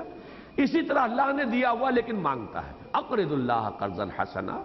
دو اللہ کو قرض حسنا. اب دیکھنا ہے کہ تمہارا دل کیسا ہے، کتنا ہے، اللہ کو دے سکتے ہو کہ نہیں. ایک کیفیت وہ بھی ہے کہ جان دی ہوئی اسی کی تھی، حق تو یہ ہے کہ حق ادا نہ ہوا. جان دے کر بھی آدمی یہ سمجھتا ہے کہ میں نے کیا تیر مارا، اسی کی دی ہوئی جان تھی، اسی کو دے دی، تو اس میں کون سا میں نے احسان کیا اور کون سا بڑا تیر مارا ہے. بہرحال اقرض اللہ قرضا حسنا جو ہے یہ خاص طور پر دین کے لیے، اللہ کے دین کی تبلیغ، اللہ کے دین کی اشاعت، اللہ کے دین کی اقامت، اللہ کے دین کے غلبے کی جد و جہد میں مال خرچ کرنا. وما تقدموا لانفسکم من خیر، اور مطمئن رہو جو کچھ بھی تم آگے بھیج دو گے اپنی جانوں کے لیے خیر میں سے. یہاں یہ خیر دولت کے لیے ہے. قرآن مجید میں بار بار یہ آیا انہ لحب الخیر لشدید، انسان دولت کی محبت میں بہت شدید ہے. تو اس کو خیر، چونکہ دنیا اسی کو خیر سمجھتی ہے. قرآن مجید نے جس حقیقت کو واضح کیا وہ یہ کہ خیر تو قرآن ہے، ہوا خیر مما یجمعون، یہ کہیں بہتر ہے اور خیر ہے ان چیزوں سے جنہیں وہ جمع کر رہے ہیں. لیکن یہ کہ عام انسانوں کا جو تصور جو ہے انہ لحب الخیر لشدید، یہ انسان جو ہے یہ دولت کی محبت میں بہت شدید ہے. تو اپنی دولت میں سے جو بھی تقدیم کر دو گے، تقدیم آگے بڑھانا یعنی اپنی زندگی میں، جیسے کہ ایک حدیث میں آتا ہے صدقہ اور انفاق اللہ کے ہاں وہی قبول ہے اور اسی کا درجہ ہے جو انسان اس وقت دیتا ہے جبکہ وہ صحت مند ہو اور زندگی کا ابھی امیدوار ہو کہ مجھے جینا ہے. مرتے وقت تو ہر شخص چاہے گا سب اللہ کی راہ میں دے دے، وہ صدقہ جو اللہ کے ہاں قبول نہیں ہے. جیسے سورہ منافقون کی آیت جو ہے دوسرے رکوع میں فرمایا گیا ہے کہ وَأَنفِقُوا مِمَّا رَزَقْنَاكُم مِّن قَبْلِ أَن يَأْتِيَ أَحَدَكُمُ الْمَوْتُ فَيَقُولَ رَبِّ لَوْلَا أَخَّرْتَنِي إِلَىٰ أَجَلٍ قَرِيبٍ فَأَصَّدَّقَ وَأَكُن مِّنَ الصَّالِحِينَ وَلَن يُؤَخِّرَ اللَّهُ نَفْسًا إِذَا جَاءَ أَجَلُهَا وَاللَّهُ خَبِيرٌ بِمَا تَعْمَلُونَ. اس وقت تو آدمی چاہے گا کہ سب کچھ دے دے، لیکن اس وقت کا دینا جو ہے وہ اللہ کے ہاں معتبر اور مقبول نہیں ہے جبکہ ابھی صحت مند ہے آدمی اور زندگی کی امید ہے اور زندہ رہنے کا امیدوار ہے. تب اگر دیتا ہے تو یہ گویا کہ تقدیم ہے، اپنے سے آگے بھیج رہا ہے. یہ وہی مضمون ہے جو حضرت عائشہ کے اس روایت میں اور واقعے میں آتا ہے رضی اللہ تعالی عنہ کہ بکری ذبح ہوئی گھر میں، سارا گوشت انہوں نے تقسیم کر دیا سوائے ایک دستی کے کہ حضور کو دستی کا گوشت پسند تھا، مرغوب تھا، وہ رکھ لی گئی. حضور گھر میں تشریف لائے، پوچھا ما بقی منہا، وہ بکری ذبح ہوئی تھی اس میں سے کیا بچا؟ اب انہوں نے سمجھا یہ عام انداز میں جو سوال ہوتا ہے ویسے سوال ہے. جواب دیا ما بقی منہا الا کتفھا، کچھ نہیں بچا اس میں سے سوائے اس کی ایک دستی کے، ایک شانہ ہے جو ہم نے بچایا. اب آپ نے فرمایا بقیہ کلھا الا کتفھا، کل بکری بچ گئی جو اللہ کی راہ میں دے دی گئی وہ بچت ہے، وہ تو ڈپازٹ ہو گیا اللہ کے بینک میں ہمیشہ کے لیے. تو یہ ہے در حقیقت بچت. تو فرمایا کہ بقیہ کلھا الا کتفھا، سوائے اس دستی کے جو ہم کھا لیں گے، کنزیوم کر لیں گے، یہ تو کنزمپشن ختم ہوئی. البتہ جو اللہ کی راہ میں دیا گیا وہ ہے در حقیقت بچت. تو فرمایا وما تقدموا لانفسکم من خیر، جو بھی تم مال اپنی جان کے لیے، اپنے بھلے کے لیے یہ آدمی بھیج رہا ہے. جیسے میں مثال دیا کرتا ہوں کہ کسی کو فرض کیجئے کہ یہ اندیشہ ہے کہ مجھے ملک سے باہر نکال دیا جائے گا تو وہ پہلے ہی سوئٹزرلینڈ کے بینکوں میں کروڑوں روپے جمع کرا دے الٹے سیدھے طریقے سے، کمائی کر کے اور غبن کر کے اور دھوکے دے کر. تو پھر اسے کیا اندیشہ ہے کہ مجھے جانا ہے، کیا ہے، جائے گا اس لیے کہ اسے پتا ہے میرا تو کروڑوں روپیہ جمع ہے. جس غریب کا کچھ ہے نہیں باہر، اس کو اگر حکم دیا جائے اور اس کے لیے پوزیشن ایسی آ جائے کہ ملک چھوڑنا پڑے تو اس کے تو جو ہے وہ جان کانپے گی. تو یہی حال ہے جس اللہ کے بندے نے اپنی کمائی اللہ کے بینک میں جمع کرائی ہوئی ہے اسے موت سے کیا ڈر جب بلاوا آ جائے. نشان مرد مومن باتوں گویم چو مرگ آیا تبسم پر نبے اس. لیکن جس نے آگے کچھ بھیجا نہیں وہ کیسے جائے؟ اس کو تو فرشتے جو ہے گھسیٹ کر لے کر جائیں گے. ایک حدیث میں آتا ہے کہ بندہ مومن کی جان ایسے نکلتی ہے. اور یہ بھی اب دیکھیے یہاں پہ آج خارجی اور باطنی کا ذکر ہو رہا ہے، یہ خارجی کیفیت نہیں ہے، یہ باطنی کیفیت ہے. خارجی کیفیت میں تو بہت سے اللہ والوں پر بھی عالم نزع جو ہے وہ بھاری گزرتا ہے، اور خود حضور پر عالم نزع بہت بھاری گزرا ہے. یہ تو بالکل صحیح روایات ہیں سیرت کی کہ آپ پر خاصی سختی آئی ہے، یہاں تک کہ جب حضرت فاطمہ پکار اٹھی ہیں، واہ بتا ہائے میرے ابا جان کی یہ سختی، تو حضور نے فرمایا بیٹی تمہارے والد پر اب آج کے دن کے بعد کبھی کوئی سختی نہیں آئے گی۔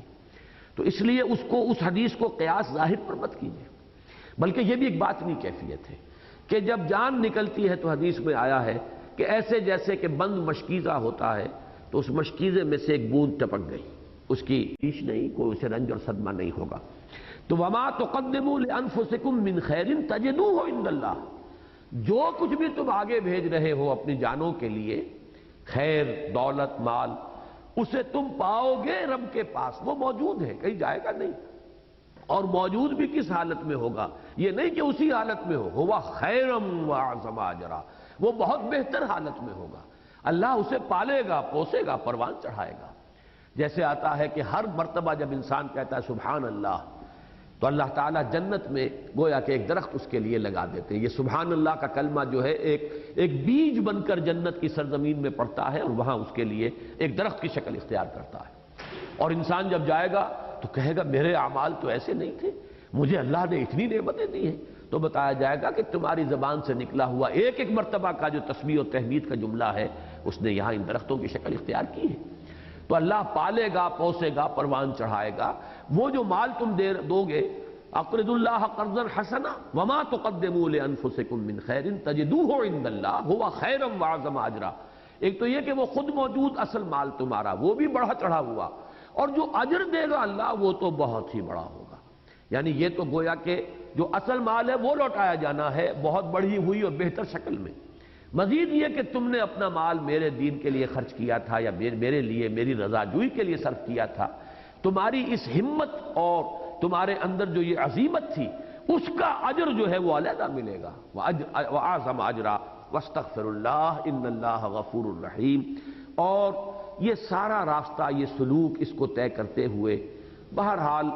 جیسے کہ آتا ہے کہ الانسان مرکب من الخطاء والنسیان، ٹو ایرر از ہیومن، غلطی ہو جاتی ہے، خطا ہو جاتی ہے، کہیں معیار مطلوب کے مطابق آدمی نہیں رہتا، کہیں پاؤں پھسل جاتا ہے چلتے ہوئے تو فوراً آدمی کھڑا ہوتا ہے۔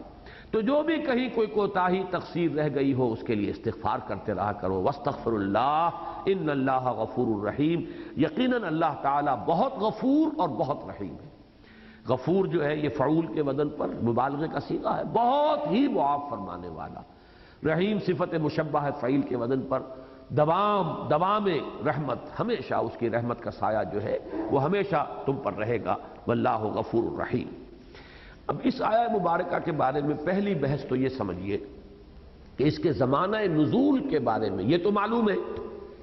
کہ یہ آیت تخفیف ہے، جو حکم شروع میں آیا تھا اس میں تخفیف کی گئی، وہ حکم بہت سخت تھا۔ قم اللیل الا قلیلا نصفہ او انقص منہ قلیلا او زد علیہ ورتل القرآن ترتیلا انا سنلقی علیک قولا ثقیلا ان ناشئۃ اللیل ہی اشد وطئا واقوم قیلا۔ تو بڑے جلال کے ساتھ اور بڑی تاکید کے ساتھ اور بڑے زور کے ساتھ اور بڑے ایمفیسس کے ساتھ حکم آیا ہے۔ کہا جا سکتا ہے جدید جو لٹریری ایک اصطلاحات ہے کہ معلوم ہوتا ہے کہ بالکل اینٹی کلائمیکس ہے اس کا، یہ وہ کلائمیکس تھا تو یہاں یہ اینٹی کلائمیکس ہو گیا ہے۔ یہاں اللہ تعالیٰ خود بیان کر رہے ہیں کہ تم اس کی پابندی نہیں کر سکتے، تمہارے اندر یہ بھی کمزوریاں ہیں، یہ بھی کمزوریاں ہیں، تمہیں کبھی سفر کی ضرورت بھی پیش آئے گی، کبھی اللہ کی راہ میں قتال کا مرحلہ بھی آئے گا، کبھی مرض بھی لاحق ہو جائے گا۔ پھر ایک نظام ہے جس پر ہم نے اس دنیا کو بنایا ہے، اور تمہارا جسمانی نظام جو ہے اس کی جو فزیولوجی ہے وہ ظاہر بات ہے اس نظام کے ساتھ ہم آہنگ ہیں۔ واللہ یقدر اللیل والنہار، لہذا یہ نہیں کر سکتے تو تخفیف ہو رہی۔ تو اس میں تو کوئی شک ہے ہی نہیں کہ یہ آیت تخفیف ہے، اس حکم میں نرمی کی گئی۔ البتہ یہ کہ یہ تخفیف کب ہوئی یہ مسئلہ جو ہے بڑا ٹیڑھا ہے، اس لیے کہ اس کے بارے میں جو روایات ملتی ہیں ان میں زیادہ قوی روایات اور زیادہ مؤکد روایات اور زیادہ جو حضرات کی طرف سے اس کی آئی ہے روایت وہ یہ ہے کہ یہ تقریباً فوراً ہی 8 مہینے بعد یا 12 مہینے بعد یا 16 مہینے بعد یہ حکم آ گیا، اور اس کی راویہ ہیں ام المومنین حضرت عائشہ صدیقہ رضی اللہ تعالی عنہا۔ وہ روایات میں آپ کو سنا رہا ہوں، صحیح مسلم میں، مسند احمد میں اور سنن ابی داؤد میں حضرت عائشہ سے مروی ہے کہ یہ 1 سال کے بعد یہ حکم آیا ہے، اور اس حکم کی روح سے قیام اللیل فرض سے نفل کو منتقل ہو گیا۔ وہ فرض کا جو حکم تھا اس کی فرضیت ختم ہوئی اور اب اس کی حیثیت نفل کی ہو گئی۔ ابن جریر اور ابن ابی حاتم نے حضرت عائشہ صدیقہ ہی سے قول نقل کیا ہے، جس میں سال بھی نہیں 8 مہینے کی بات ہے، 8 مہینے کے بعد یہ آیت آ گئی۔ اسی طرح ابن جریر اور ابن ابی حاتم نے حضرت عائشہ کا ایک قول کسی اور سند سے نقل کیا ہے اور اس میں 16 ماہ کہا گیا ہے۔ یہ تو 3 اقوال ہیں حضرت عائشہ صدیقہ کے رضی اللہ تعالی عنہ، اور اس میں چونکہ جو پہلی روایت ہے وہ صحیح مسلم میں بھی ہے اور سنن ابی داؤد میں بھی ہے، مسند احمد میں بھی ہے، تو بڑی قوی حدیث ہے جس میں کہ 1 سال کی مدت معین کی گئی کہ وہ تخفیف کی آیت جو ہے ایک برس کے بعد آ گئی۔ پھر ایک روایت جو ہے ابن جریر اور ابن ابی حاتم میں اور سنن ابی داؤد میں، وہ حضرت عبداللہ ابن عباس سے ہے رضی اللہ تعالی عنہما، وہ بھی 1 سال کی روایت ہے۔ تو گویا کہ اب یہ عبداللہ ابن عباس رضی اللہ تعالی عنہما اور عائشہ صدیقہ رضی اللہ تعالی عنہا، ان کی رائے 1 سال کے بارے میں یہاں متفق علیہ ہو گئی، اور سنن ابو داؤد کے اندر یہ دونوں موجود ہیں۔ لیکن ایک قول ہے کہ جو ابن جریر اور ابن ابی حاتم نے دیا ہے حضرت سعید ابن جبیر کا، یہ ہے در حقیقت تابعین میں سے، انہوں نے یہ کہا ہے کہ یہ آیت 10 سال بعد نازل ہوئی۔ تو اب یہ گیپ بہت ہے، خیر 8 مہینے، سال، 16 مہینے، یہ تو ان میں کوئی لمبا چوڑا فرق نہیں ہے، یہ تو ایک دوسرے کے ساتھ ریکنسائل ہو سکتے ہیں، لیکن 10 سال کا فرق جو ہے یہ تو یقیناً یعنی ایک خاصا فصل ہے اس کے اندر، اور یہ حضرت سعید جو ہے اس پر بہت ہی تاکید کے ساتھ کہتے ہیں 10 سال کے بعد نازل ہوئی۔ بہت سے مفسرین نے بڑی سہل انگاری کے ساتھ، اور ان میں خاص طور پر وہ حضرات کہ جن کو روایات سے کوئی خاص شغف نہیں، وہ بڑی سے بڑی روایت اٹھا کر پھینک دیتے ہیں، تو یہ تو بیچاری چھوٹی روایات ہیں، تو انہوں نے بس 1-2 جملوں میں لکھ دیا کہ آیت مدنی ہے، اب اس پر بحث سرے سے کی ہی نہیں۔ مثلا خاص طور پر اس دور کے مفسرین میں سے مولانا مودودی صاحب نے تو پھر بھی کچھ بحث کی ہے، کچھ عقلی دلائل اس کے دیے ہیں کہ یہ جو ہے مدنی والی، یا یہ کہ کم سے کم یہ کہ 10 سال والی آیت جو ہے وہ زیادہ قرین عقل ہے، قرین قیاس ہے، لیکن یہ کہ مولانا اصلاحی صاحب نے تو بس کہہ کر بات فارغ ہو گیا کہ یہ آیت مدنی ہے، اس کے لیے کوئی دلیل، کوئی سند، کچھ نہیں۔ بہرحال ایک رائے ہے ان کی، اس رائے سے انہوں نے عقلاً جو ہے اس رائے کا استنباط کیا ہے۔ اب میں یہاں اپنی مشکل عرض کر رہا ہوں۔ میرا بہت عرصے سے ایک گمان تھا، اور وہ گمان یہ تھا کہ یہ آیت 2 حصوں میں ہو کر نازل ہوئی، یعنی جو شان نزول کی روایات ہیں کہ یہ کب نازل ہوئی وقت کے اعتبار سے، اس میں ایک تطبیق پیدا ہو سکتی ہے اگر یہ بات کہیں ثابت ہو جائے کہ یہ آیت 2 حصوں میں نازل ہوئی،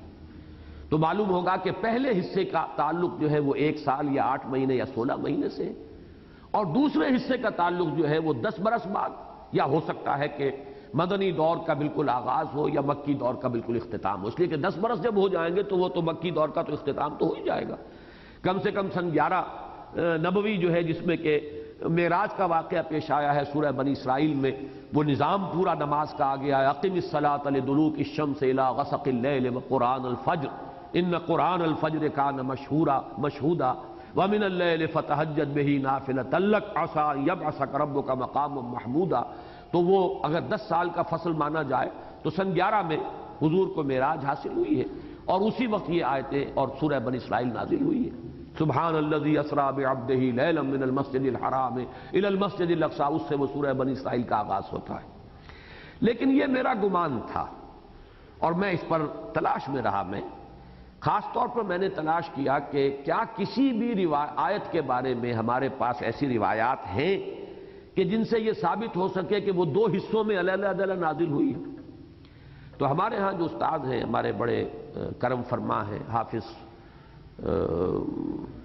احمد یار صاحب، اور وہ ہمارے اس قرآن اکیڈمی کے ساتھ ان کی ایک مستقل وابستگی ہے، اور ان کا بڑا مطالعہ ہے، آج کل حکمت قرآن میں ان کا جو مضمون آ رہا ہے بہت پسند کیا جا رہا ہے۔ انہوں نے کہا کہ ایک آیت کے بارے میں تو میں یقین سے کہتا ہوں کہ اس کے اندر ایک ٹکڑا وہ ہے جو بعد میں نازل ہوا اور آیت میں شامل کیا گیا، یعنی یہ بات تو آپ کو معلوم ہے کہ آیات بعد میں نازل ہوئی اور ان کو جگہ وہاں پہ لے آیا گیا، اس میں کی تو بہت سی مثالیں مضمون کی مناسبت سے، وہ اس سے پہلے جو آیات نازل ہوئی تھی ان کے ساتھ ان کو حضور حکم دیا کرتے تھے اس آیت کو فلاں آیت کے بعد رکھ دو، اس آیت کو فلاں آیت کے بعد درج کر دو، تو یہ تو بالکل متفق علیہ ہے، اس میں تو کوئی بات تھی نہیں۔ میری تحقیق اصل میں اس نقطے پر تھی کہ آیا کبھی کوئی ایک آیت بھی دو حصوں میں ہو کر نازل ہوئی؟ تو اس کی ایک بہت بڑی مثال انہوں نے دی کہ میں یقین کے ساتھ کہہ سکتا ہوں کہ میں نے کئی یعنی تفاسیر میں پڑھا ہے، اور آج انہوں نے مجھے اس کی پھر شام ہی کو، میں ان کے بہت پیچھے لگا ہوا تھا کہ آپ مجھے اس کی سند دیں، تو روح المعانی میں بھی اور ابن جریر طبری انہوں نے بھی سورہ نساء کی آیت نمبر 95 کے بارے میں یہ کہا ہے کہ اس کا ایک ٹکڑا بعد میں نازل ہوا۔ وہ آیت مبارکہ بہت مشہور ہے، لا يستوی القاعدون من المؤمنین غیر اولی الضرر والمجاہدون فی سبیل اللہ باموالہم وانفسہم۔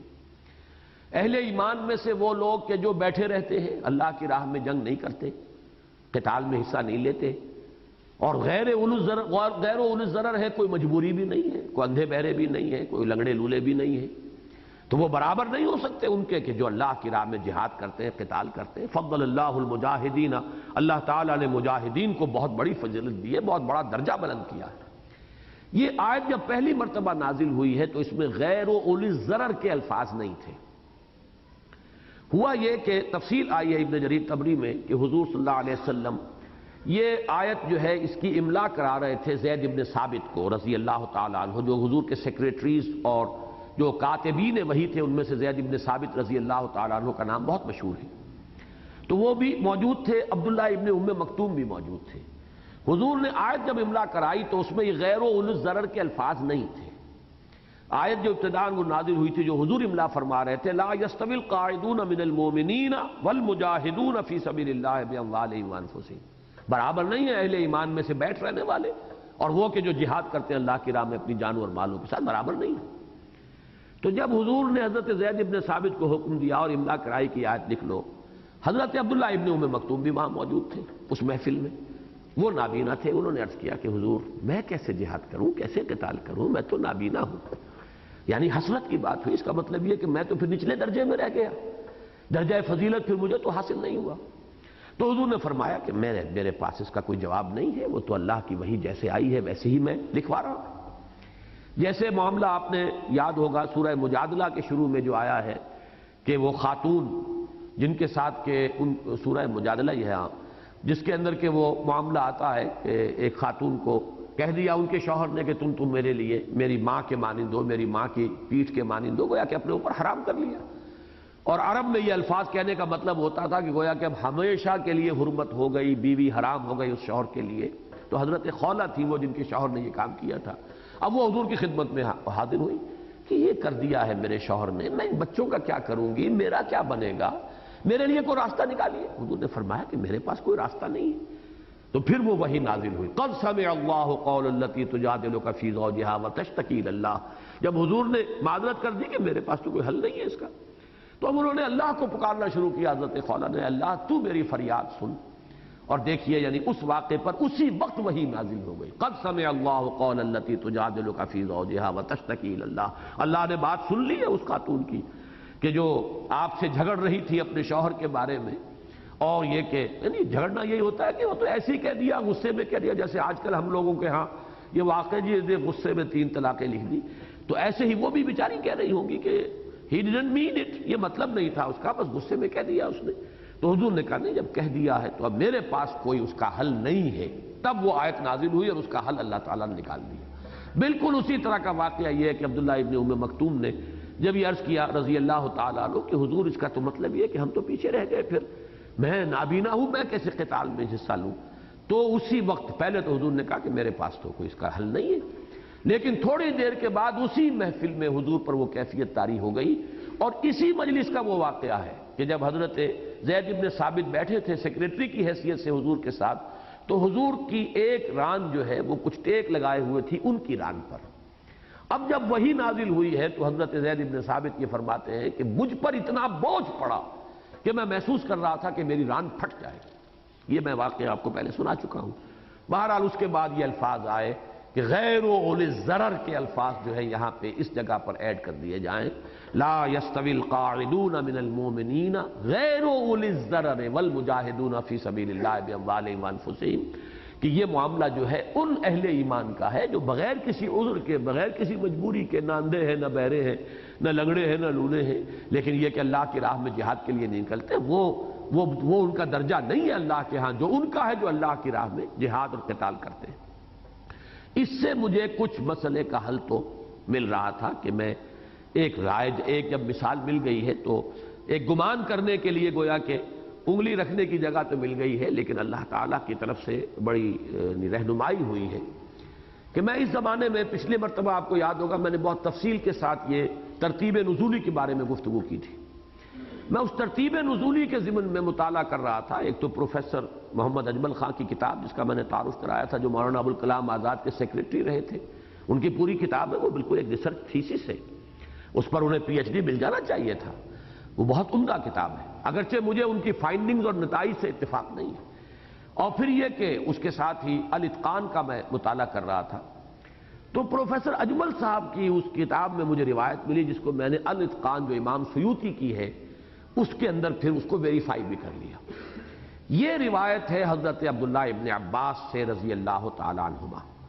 ان سے ان کے ایک شاگرد نے سوال کیا، اور یہ اتقان میں ہے، موجود ہے، امام سیوطی اسے اتقان میں لائے مختلف حوالوں سے۔ اس میں ان کے ایک شاگرد نے حضرت عبداللہ ابن عباس کے ان سے سوال کیا ہے یہ مکی اور مدنی صورتوں کا، تو وہ تفصیل سے بیان کر رہے ہیں کہ فلاں فلاں فلاں صورتیں مکی ہیں، فلاں فلاں فلاں صورتیں مدنی ہیں۔ اسی میں جب سورہ مزمل پر آئے تو الفاظ یہ ہیں کہ سورت مزمل جو ہے وہ پوری کی پوری مکی ہے سوائے 2 آیتوں کے، اور اس کے بعد الفاظ آئے ہیں ان ربک یعلم سے لے کر آخر تک 2 آیتیں قرار دیا ہے حضرت عبداللہ ابن عباس نے رضی اللہ تعالی عنہما۔ یہ ہے الاتقان کی روایت کے مطابق، اور اسی لیے میں نے آج تمہیداً یہ عرض کر دیا تھا کہ گنتی جو ہے آیات کی وہ کوئی متفق علیہ شے نہیں ہے، اس کے اندر اختلاف کی گنجائش ہے،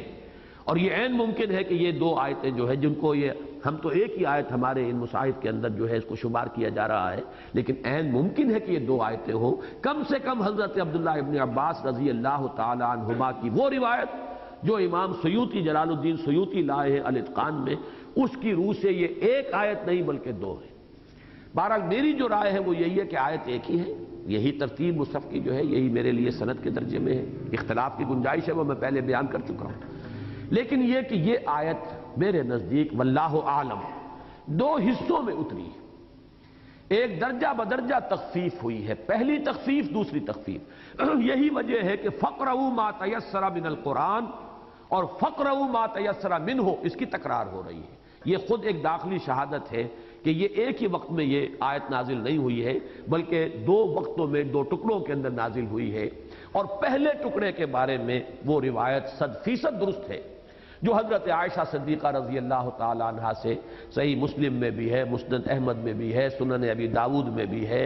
ابن جریر میں بھی ہے، ابن ابی حاتم میں بھی ہے، اور وہ یہ ہے کہ یا تو یہ 12 مہینے بعد یا 8 مہینے بعد یا 16 مہینے بعد، اور یہی حضرت ابن عباس کا قول ہے ابو داود کے اندر، تو یہ گویا کہ پہلے حصے کے بارے میں ہے، یہ تخفیف اول ہے، یعنی وہ جو بہت سخت حکم تھا اس میں پہلے درجے میں ایک تخفیف ہوئی، اور وہ تخفیف کیا ہے اس کو اب نوٹ کر لیجئے۔ مقدار کی تعیین ختم ہو گئی، زیادہ مشقت پڑ رہی تھی 2/3 ہو، 1/3 ہو، نصف ہو، اس کا حساب کتاب کرنا، علم لن تحصوہ ہو، اس کا وہ حساب کتاب والا جو ہے ظاہری تقدیر جو ہے اس کے اعتبار سے۔ تو پہلی بات تو یہ ہوئی کہ اس کے اندر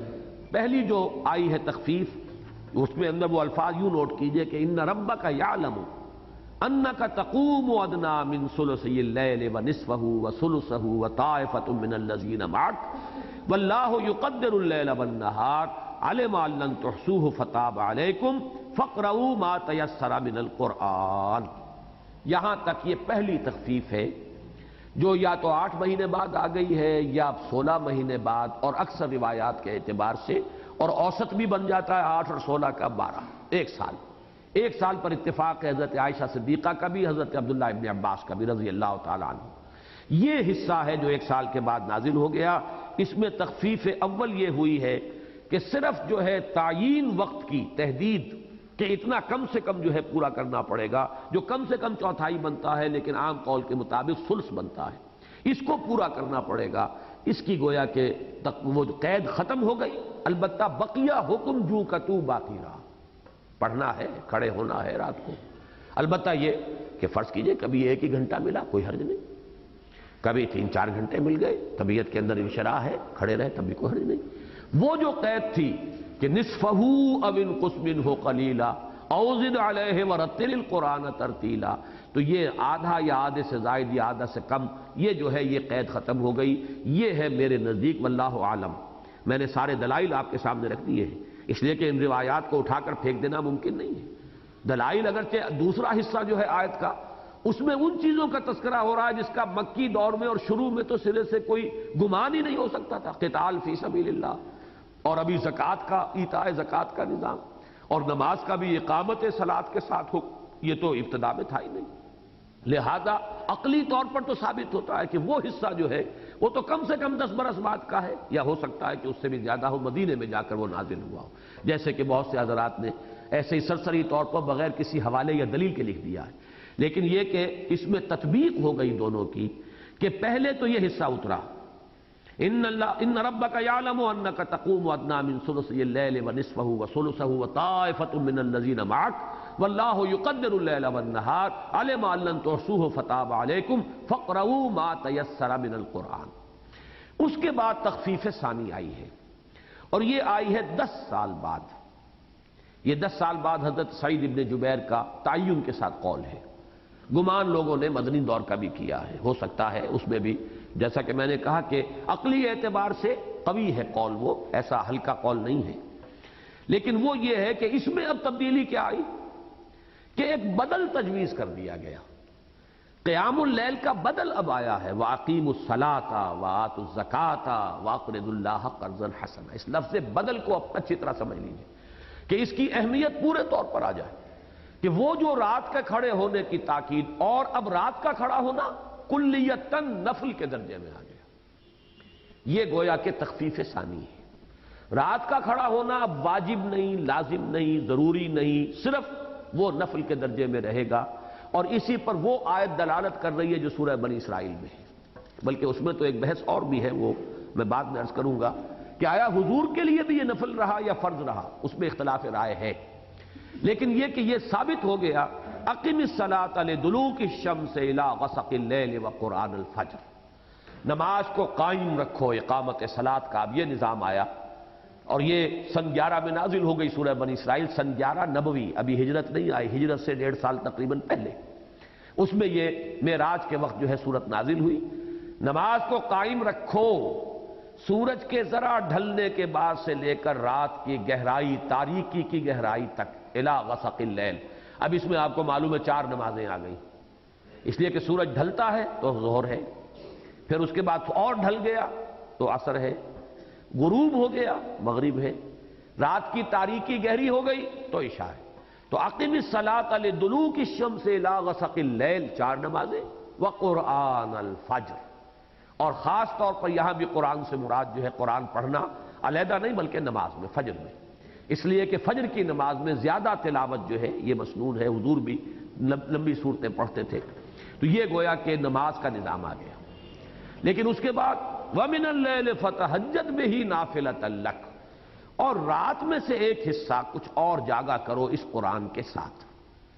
اس کی اب کوئی مقدار نہیں، کوئی تعین نہیں، البتہ یہ کہ اس میں تہجد بہی، فتہجد بہی، اس قرآن کے ساتھ جاگو، اس کو بڑی اہمیت کے ساتھ سمجھیے، اس کو میں بعد میں مزید بھی عرض کروں گا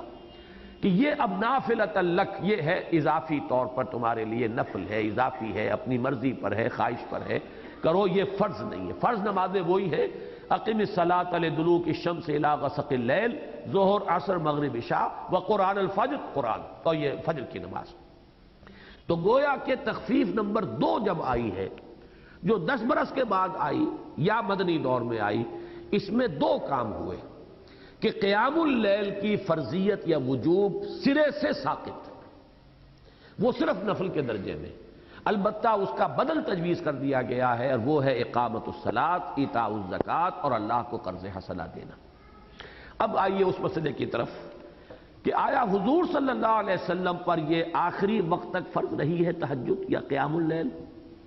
بعض حضرات کی رائے ہے کہ ہاں ایسا ہے،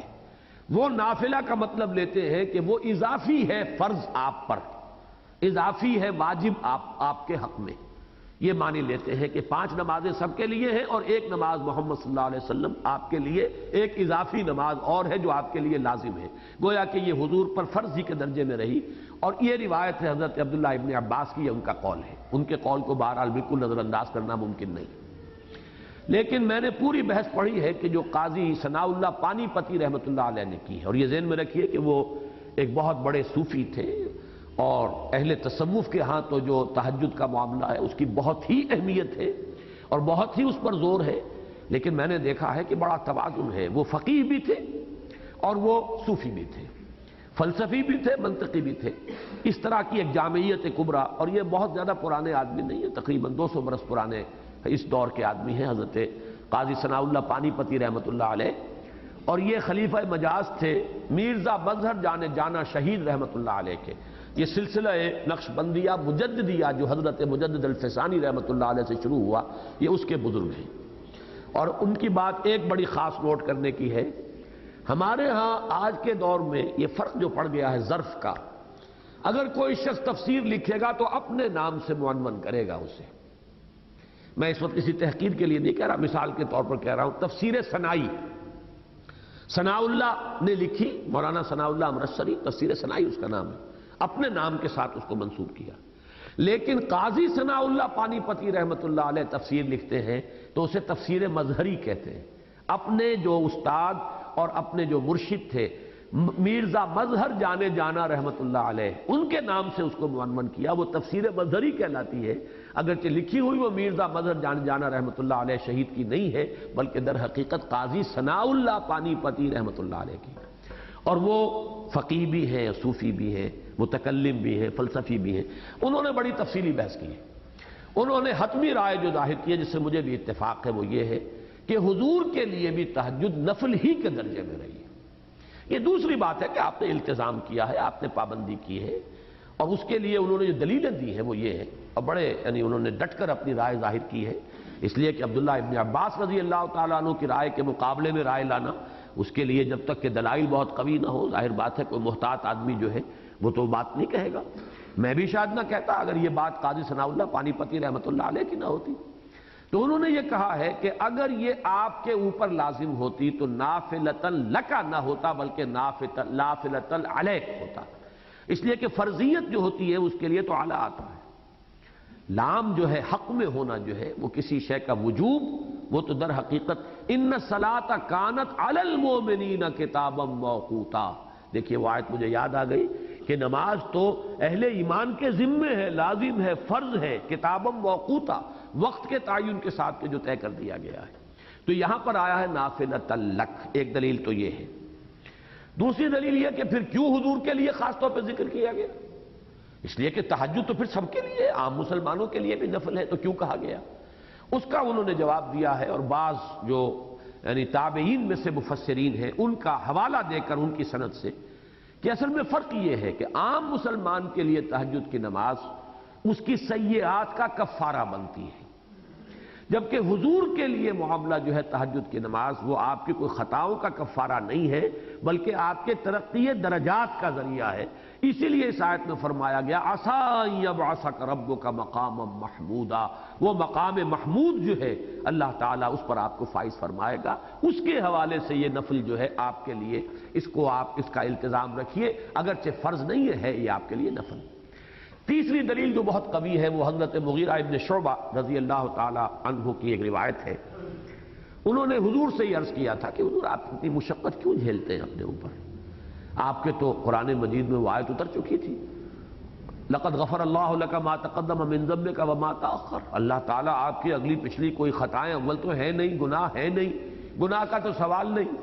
کوئی فرض کیجئے ایسا ہو گیا ہو کہ کہیں راجح پر مرجوح کو ترجیح دے دی گئی ہو، کہیں کسی طرح کا معاملہ ہو گیا ہو، ناجائز کا تو سوال ہی نہیں، حرام کا امکان نہیں.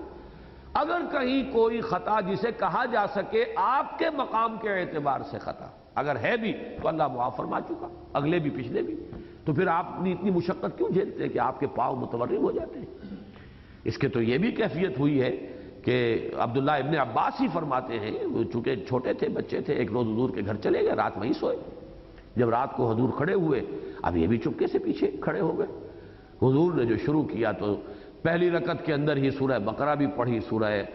آل عمران بھی پڑھی، سورہ نساء بھی پڑھی، 5.25 پارے پڑھ لیے۔ یہ کہتے ہیں عبداللہ ابن عباس کہ میرا کئی مرتبہ جی چاہا کہ میں نیت توڑ کے کھسک جاؤں، اس لیے کہ بچے تھے ابھی، وہ انہوں نے اپنی اس کیفیت کو چھپایا نہیں۔ تو حضور صلی اللہ علیہ وسلم اتنا بھی مشقت جو ہے اپنے اوپر اتنی جھیلتے تھے،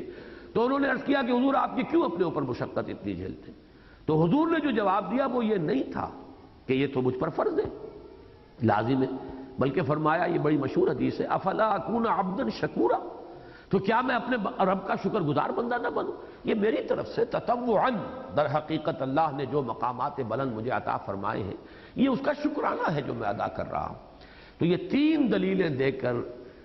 قاضی ثناء اللہ پانی پتی رحمۃ اللہ علیہ نے تعین کے ساتھ یہ بات کہی ہے کہ اس سے مراد جو ہے وہ در حقیقت نفل ہی ہے، حضور کے لیے بھی نفل، باقی سب لوگوں کے لیے بھی نفل۔ تو دوسری جو تخفیف آئی ہے، اور پہلی میں بھی اس میں یہ کہ فَقْرَؤُوا مَا تَيَسَّرَ مِنَ الْقُرْآنِ، اس کے ضمن میں بھی چند اقوال میں آپ کو سنا دیتا ہوں۔ ایک رائے یہ بھی ہے کہ اس سے مراد 5 وقتہ نمازوں میں جو قرآن پڑھا جاتا ہے وہی اس سے مراد ہے۔ فَقْرَؤُوا مَا تَيَسَّرَ مِنْهُ وَأَقِیمُوا الصَّلَاةَ وَآتُوا الزَّکَاةَ، ظاہر بات ہے کہ اقامت صلاۃ کے ساتھ جب اس کو جوڑ دیا گیا تو نماز جو ہے، ہر نماز میں آپ قرآن پڑھ رہے ہیں، تو یوں سمجھیے کہ قدر قلیل جو ہے یا قدر اقل، اس درجے میں تو اس حکم کے اوپر اس کی تعمیل، اس پر عمل کرنا جو ہے وہ محض 5 وقتہ نمازوں کے اندر قرآن پڑھنے سے بھی بہت سے حضرات کے نزدیک اس حکم کی تعمیل ہو جاتی، وہ اس سے علیحدہ کوئی حکم نہیں ہے۔ ایک رائے یہ ہے کہ یہ مغرب اور عشاء کی نمازوں میں قرات در حقیقت مراد ہے، فَقْرَؤُوا مَا تَيَسَّرَ مِنْهُ وَأَقِیمُوا الصَّلَاةَ وَآتُوا الزَّکَاةَ، یعنی ایک رائے یہ تھی کہ 5 وقتہ نمازوں میں قرآن پڑھا جاتا ہے، گویا کہ اس کی طرف اشارہ ہے۔ ایک یہ کہ خاص طور پر مغرب اور عشاء، کیونکہ یہ 2 نمازیں شب کا حصہ ہیں، اور میں آپ کو وہ روایت پہلے سنا چکا ہوں کہ حضرت حسین ابن علی رضی اللہ تعالی عنہما، ان کی روایت جو ان کے صاحبزادے حضرت علی بن حسین ابن علی جو زین العابدین مشہور ہے، امام زین العابدین، ان کے حوالے سے روایت موجود ہے کہ وہ ناشئۃ اللیل کا مطلب سمجھتے ہی تھے، مغرب اور عشاء کے درمیان کا وقفہ، کہ گویا کہ یہ آغاز ہے، رات کے ابھار کا وقت ہے، رات اٹھ رہی ہے،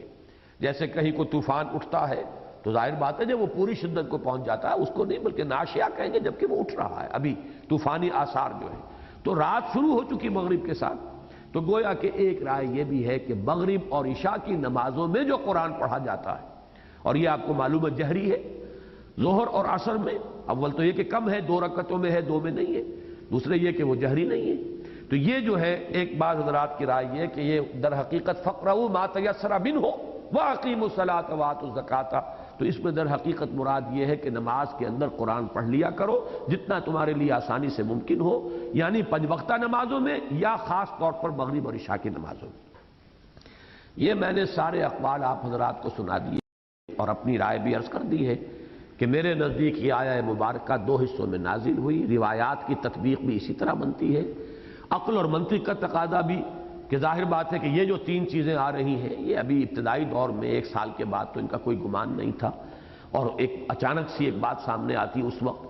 اگرچہ سیکون ہے مستقبل کا ہے، لیکن سین کے ساتھ جب مستقبل آتا ہے تو مستقبل قریب ہوتا ہے، سیکون منکم مرضی وآخرون یضربون، تو سین کے ساتھ یکون ہے یہاں پر، تو اس کے معنی ہے ان قریب وہ وقت آنے والا ہے۔ تو یہ ہو سکتا ہے کہ یہ سن 11 میں نازل ہو گئی ہو جبکہ سورہ بنی اسرائیل نازل ہوئی، یا اس کے بعد بھی مکے کے اندر نازل ہو گئی ہو، یا یہ کہ مدنی دور میں نازل ہوئی ہو، اور اس میں وہ 3 چیزیں جو ہیں، بیماری، اللہ کی راہ میں جہاد اور قتال، اور تجارت کے لیے سفر کے لیے باہر نکلنا، یہ تمام چیزیں جو ہیں ان کے بنا پر اب وہ قیام اللیل کا معاملہ وجوب کے درجے سے بالکل خارج کر کے اسے نفل کے درجے میں لے آیا گیا۔ لیکن یہ کہ یہاں میں نے ایک لفظ استعمال کیا تھا، اس پر پھر زور دے رہا ہوں، بدل ہے یہاں پر، اور یہ بدل ہے در حقیقت اقامت الصلاۃ، ایتاء الزکوٰۃ، اللہ کے دین کے لیے قرض حسنہ دینا، اللہ کو قرض حسنہ دینا، خرچ کرنا اللہ کی راہ میں۔ یہ جو قیام اللیل ہے اس کے بارے میں ہمارے ہاں کچھ افراط و تفریط ہے، اب میں آخری بات جو ہے اس کے بارے میں چند باتیں عرض کر رہا ہوں۔ ایک رائے تو بڑی انتہائی آئی تھی کہ یہ حضور پر بھی ابتدا میں بھی فرض نہیں تھا، اس لیے کہ دلیل یہ دی گئی کہ جو حضرت شیخ الہند نے ترجمہ کیا، اور میں نے آپ کو بتایا تھا کہ شیخ الاسلام مولانا شبیر احمد عثمانی رحمۃ اللہ علیہما ان دونوں نے یعنی گویا کہ یہ رائے دی ہے کہ قم اللیل الا قلیلا، الا قلیلا میں کوئی شب اگر پوری رہ جائے تب بھی کوئی حرج نہیں۔ تو معلوم ہوا کہ پھر وہ فرض جو روز کی بات ہوتی ہے اگر اس ترجمے کو مانا جائے تو وہ فرض عین کے جو ہر دن لازم ہے وہ گویا کہ ان حضرات کے نزدیک حضور کے لیے بھی شروع سے نہیں تھا۔ میرے نزدیک یہ ہے کہ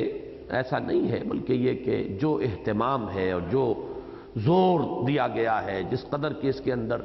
تاکید ہے، اس کے اعتبار سے میں یہ سمجھتا ہوں کہ یہ حضور صلی اللہ علیہ وسلم کے لیے واقعتاً واجب کے درجے میں تھی، فرض کے درجے میں تھی۔ اگرچہ فرض اور واجب اور سنت اور نفل یہ جو ہماری فقہی اصطلاحات ہیں ان کا ابھی کوئی وجود نہیں تھا، یہ تو پھر بعد میں چیزیں جو ہیں مرتب کی گئی ہیں اور مرتب کر کے ان کے لیے اصطلاحات وضع کی گئی ہیں، وہاں تو حکم تھا، لیکن جس تاکید کے ساتھ حکم ہے، جس شان کے ساتھ حکم ہے، جس اہتمام کے ساتھ حکم ہے، جس ایمفیسس کے ساتھ حکم ہے، اس میں ہمارے لیے وجوب اور فرضیت ہی کا نقشہ سامنے آتا ہے، اس سے کم کا نہیں۔ لیکن دوسری بات کہ آیا یہ صحابہ کے لیے بھی فرض تھی؟ تو معلوم ہوا قطعیت کے ساتھ کہ نہیں تھی۔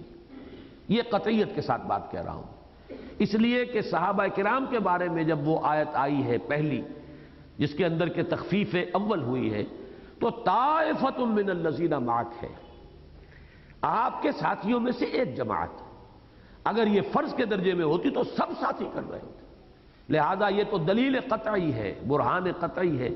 کہ اس کے اندر کوئی سوال پیدا نہیں ہوتا کہ سب کے لیے لازم ہو، بلکہ یہ کہ یہ جو بھی صحابہ کر رہے تھے یہ در حقیقت کر رہے تھے تطوعاً اور اتباعاً لمحمد صلی اللہ علیہ وسلم، حضور کے اتباع کا جذبہ اور آپ کے نقش قدم کی پیروی کا جذبہ مثبت جذبہ ہے، اس میں کر رہے تھے، ورنہ یہ کہ ان کے لیے لزوم نہیں تھا، ان کے لیے وجوب نہیں تھا۔ لزوم وجوب جو بھی تھا وہ در حقیقت محمد الرسول اللہ صلی اللہ علیہ وسلم کے لیے تھا، البتہ انہوں نے کیا ہے وہ کیا تطوعاً کیا ہے اور اتباعاً کیا ہے حضور کے لیے صلی اللہ علیہ وسلم۔ اچھا، اب دوسرا مسئلہ یہ ہے، یہ بھی پچھلے درسوں میں بات آ چکی ہے کہ اس کی حکمت کیا تھی، غرض و غایت کیا تھی، کیوں تھا یہ حکم۔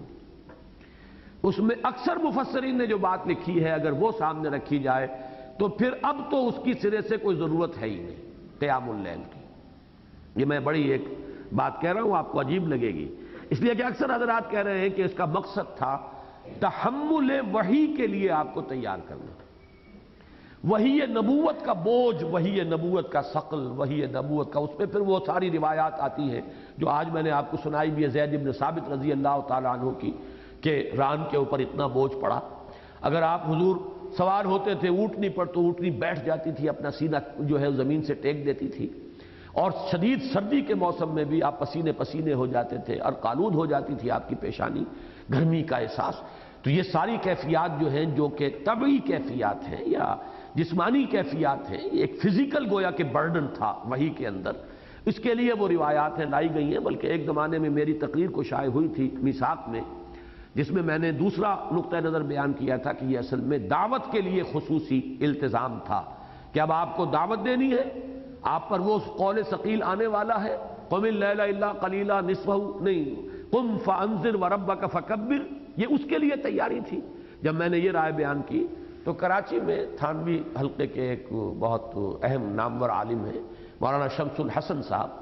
اور مولانا تھانوی رحمۃ اللہ علیہ کے یہ عزیزوں میں سے بھی ہیں، تھانوی ہیں، اور وہ خطیب ہیں جامع مسجد خضرا، کراچی کی جو جامع مسجد خضرا جو سیکریٹریٹ کے ساتھ ہے،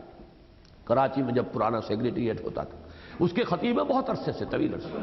انہوں نے مجھے بہت سخت خط لکھا کہ یہ تم نے بالکل نئی بات کہہ دی ہے، مفسرین نے یہ بات کہی نہیں، مفسرین تو یہ کہتے ہیں کہ یہ در حقیقت انا سنلقی علیک قولا ثقیلا جو ہے اس کے معنی ہے وحی کا ثقل، اور وحی کے ثقل کے لیے در حقیقت تیار کرنا تھا۔ تو اب یہ اگر بات مان لی جائے تو پھر تو معنی یہ ہے کہ کسی اور کو تو ضرورت ہی نہیں، وحی کا دروازہ تو بند ہو چکا، حضور صلی اللہ علیہ وسلم پر وحی نبوت ختم ہو چکی، پھر تو یہ حکم خالصتاً صرف آپ کے لیے تھا، اس کے سوا جو ہے اس میں دوسرے کے لیے کوئی حصہ لینے کی ضرورت ہی نہیں۔ تطوعاً تو آدمی جو چاہے کرے، لیکن اس کی ضرورت جو ہے وہ گویا کہ نہیں رہتی اگر وہ قول مانا جائے۔ تو اسی لیے میں نے عرض کر چکا ہوں تفصیل سے یہ کہ یہ قول میرے نزدیک قابل قبول نہیں ہے، اور اس میں میرے نزدیک مولانا امین احسن اصلاحی صاحب نے جو بات لکھی ہے مولانا حمید الدین فراہی رحمۃ اللہ علیہ کے حوالے سے، اور جسے کچھ اور مفسرین نے بھی ذرا دبی دبی زبان میں، قدیم مفسرین نے بھی وہ بات کہی ہے، لیکن یہ ہے کہ دبی زبان میں کہی ہے، کچھ اور باتیں بیان کر کے ایک رائے یہ بھی ہے، لیکن یہ کہ مولانا حمید الدین فراہی نے بالجزم یہ بات کہی ہے کہ انا سنلقی علیک قولا ثقیلا کے معنی در حقیقت کیا ہے کہ وہ آیتیں جو اترنے والی ہیں یا ایھا المدثر قم فانذر وربک فکبر، تو میری رائے بھی یہی ہے۔ اس رائے کے اعتبار سے قیام اللیل کی اصل جو غرض و غایت ہے، اس کی جو حکمت اور مصلحت ہے وہ کیا ہے؟ میرے نزدیک اس کے ساتھ ملا ہوا تھا ترتیل قرآن کا معاملہ، صرف قیام اللیل نہیں تھا۔ میں نے دو باتیں گنی تھی، خارجی احکام، قیام اللیل اور ترتیل قرآن، اور دو گنا اس کے بعد جو فرمایا کہ ان ناشیۃ اللیل ہی اشد وطئا واقوم قیلا، ان آیات کو جمع کیا جائے تو تین مقاصد تھے اس قیام اللیل کے۔ نمبر ایک، نفس کو کچلنا اور کچلنا، ایسا نہ ہو کہ یہ افعی کبھی اور ڈس جائے۔ سانپ کو آپ اچھی طرح کچلتے ہیں کہ کہیں یہ کسی اور مرحلے پر کہیں اگر اس میں کوئی جان رہ گئی تو یہ ڈنک نہ مار دے، اس کے لیے کہ اس کو اچھی طریقے سے رات کا اٹھنا جو ہے قیام اللیل در حقیقت رات کو نیند جو ہے توڑ کر کچھ سونے کے بعد اٹھنا، وہ جو اسی کے لیے پھر وہ لفظ بعد میں تہجد آیا ہے وَمِنَ اللَّيْلِ فَتَہجد، اور ناشیہ کے یہی معنی بعض حضرات نے لیے ہیں کہ نشا کے معنی اٹھنا، تو سونے کے بعد اٹھنا اس سے مراد ہوگا۔ بہرحال میرے نزدیک پہلا مقصد تھا نفس کا کچلنا، اشد وطن، اپنے نفس کو پامال کرنا، کچلنا، اس لیے کہ نفس پر یہ قیام اللیل بہت شاق گزرتا ہے۔ نمبر دو، قرآن کو اپنے اندر جذب کرنا، یہ ہے ترتیل قرآن کا مقصد، کہ بار بار پڑھو، اس کو دہراؤ، پھر پڑھو، پھر دہراؤ، رکو، ٹھہرو، تدبر کرو، غور کرو، اس کے کیفیات، اس کے انوار کو اپنے اندر جذب کرو، جس کے لیے میں نے لفظ استعمال کیا تھا یاد ہوگا، ہیمر کرنا، اس کو ہیمر کرو، اپنے اندر اتارو۔ اور تیسری چیز یہ ہے کہ دعا و مناجات، اس لیے کہ نماز بہرحال صرف قرات پر مشتمل نہیں ہے، تسبیح و تحمید بھی ہے، اس میں تذکرہ بھی ہے، اس میں جب آپ سورہ فاتحہ پڑھیں گے تو اس میں دعا ہے، مناجات ہے، تو اس میں جو دعا کا وقت ہے اقوم و قیلا کے نزدیک کا مفہوم میرے نزدیک قریب ترین یہی ہے کہ اس وقت جو بات نکلتی ہے، دل سے جو بات نکلتی ہے اثر رکھتی ہے، چونکہ کوئی تشویش طبیعت میں نہیں ہوتی، کوئی آدمی ادھر ادھر کسی چیز سے ڈسٹرب نہیں ہو رہا ہوتا، تو یہ جو ہے ناشیۃ اللیل ہی اشد وطئا، ایک تو نفس کو کچلنے میں، اور نمبر دو بات جو ہے وہ سیدھی نکلتی ہے، یعنی دو طرفہ معاملہ ہے، اللہ کے کلام کو اپنے اندر جذب کرنا ہے، اپنی دعا ہے جسے اللہ کی طرف بھیجنا ہے، اللہ کی طرف اس کو اٹھانا ہے، اس کے اندر نشا کی ایک کیفیت جو ہے، نشا، اٹھنا، ابھرنا، تو یہ جو بات اوپر جائے گی۔ اب یہ دیکھیے، اسی میں ایک اپنے ذوق کی بات کہہ رہا ہوں، نماز میں قرآن مجید کی قرات اور سورہ فاتحہ کی قرات میں جو حضرات میرے پیچھے کبھی نماز پڑھتے ہیں، میں کوئی قاری تو نہیں ہوں، لیکن میرا اپنا جو انداز ہے اس میں شاید انہوں نے نوٹ کیا ہو، نہ کیا ہو تو اب میں آج آپ کو بتا رہا ہوں، اور یہ میں جب پڑھتا تھا میڈیکل کالج میں اور ایک تھڑا سا ہوتا تھا ہاسٹل میں، وہاں میں نماز پڑھاتا تھا، اس وقت سے ایک کیفیت اور ایک دلیل کے ساتھ میرے سامنے، جب سورہ فاتحہ پڑھی جائے تو یہ گویا کہ کیفیت ہونی چاہیے جیسے کسی بڑی عظیم ہستی کے سامنے آپ بہت ہی لجاجت کے ساتھ، عاجزی کے ساتھ، تضرع کے ساتھ کوئی درخواست پیش کر رہے ہیں۔ لیکن جب اس کے بعد قرآن پڑھا جاتا ہے اور باجماعت جب آپ پڑھ رہے ہیں تو گویا کہ اس وقت آپ نمائندے ہیں پوری جماعت کے، دعا کرنے میں اپنے رب کے سامنے، اہدنا الصراط المستقیم صراط الذین انعمت علیہم، اس میں جب تک وہ التجا کا انداز نہ ہو، دعا کا انداز نہ ہو، اس میں ایک جیسے درخواست پیش کی جانی ہے، اس انداز کے اندر نہ پڑھا جائے تو وہ صحیح کیفیت نہیں ہے۔ لیکن جب اب آگے آپ قرات پڑھتے ہیں،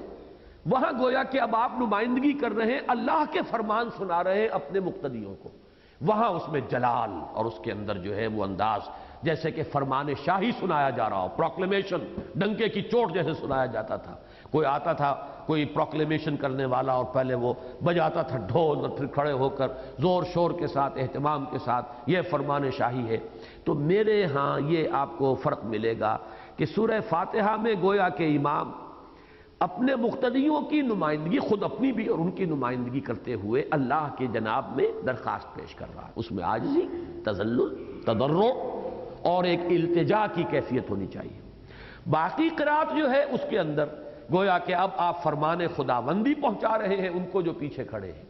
اور اس میں جو کیفیت ہے وہ جلال والی بات جو اللہ تعالیٰ کے اس کلام کے ساتھ جو ہے مناسبت رکھنے والی ہے، یہ ہے در حقیقت۔ اس میں میرا ذہن ادھر کیوں منتقل ہوا اس وقت کہ میرے نزدیک یہ قیام اللیل میں جہاں ایک طرف فزیکل پہلو ہے اپنے نفس کو کچلنا، وہاں دوسری طرف جو یہ دو پہلو ہیں اس کے کہ اللہ کے کلام کو اپنے اندر جذب کرنا، یہ ترتیل ہے، رتل القرآن ترتیلا، اس کو جذب کرنا ہے، ہیمر کرنا ہے۔ دوسری طرف اپنی دعا ہے، اقوم قیلا ان ناشیۃ اللیل ہی اشد وطئا واقوم قیلا، یہ دوسری مصلحت ہے کہ دعا سیدھی دل سے جو بات نکلتی ہے اثر رکھتی ہے، پر نہیں طاقت پرواز مگر رکھتی ہے۔ یہ کیفیت ظاہر بات ہے کہ جتنی اس قیام اللیل اور تہجد میں ہو سکتی ہے وہ عام حالات میں میسر نہیں آ سکتی۔ اب یہ تو ہے ایک طرفہ، گویا کہ نتیجہ کیا میں نے نکالا، اس قیام اللیل کی ضرورت ہر داعی کو ہے، داعی بڑا ہو چھوٹا ہو،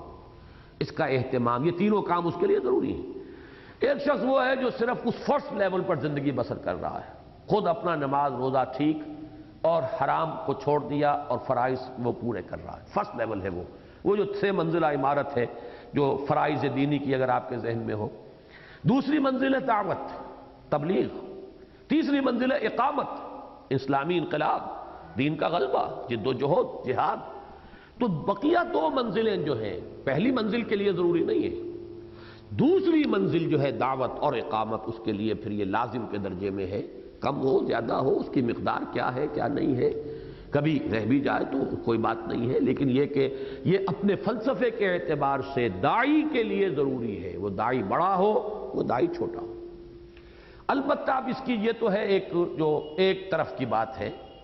اس میں جو اہمیت بعض حضرات نے کم کی ہے وہ میں نے آپ کے سامنے رکھی ہے کہ اگر یہ سمجھ لیا جائے کہ یہ صرف تحمل وحی کے لیے تو پھر تو کوئی ضرورت نہیں رہی،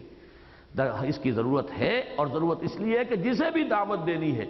اس کے لیے یہ تینوں کام ضروری ہیں۔ عام مسلمانوں سے بڑھ کر اسے اپنے نفس پر بھی کنٹرول کرنا ہوگا، نفس کو کچلنا ہوگا، اور اپنی مناجات اللہ کے ساتھ اس کو امپروو کرنا ہوگا، اس کی کیفیت جو ہے اس کے اندر ترقی کرنی ہوگی، اور قرآن کو اپنے اندر اتارنا اور جذب کرنا، یہ بھی جتنا اس کے لیے ضروری ہے عام لوگوں کے لیے اتنا ضروری تو نہیں ہوگا۔ اس اعتبار سے ہر داعی، اور داعی سے اوپر ہے منزل پھر اس شخص کی کہ جو اللہ کے دین کو قائم کرنے کے لیے کھڑا ہو گیا ہو، ان کے لیے یہ چیز ضروری ہے۔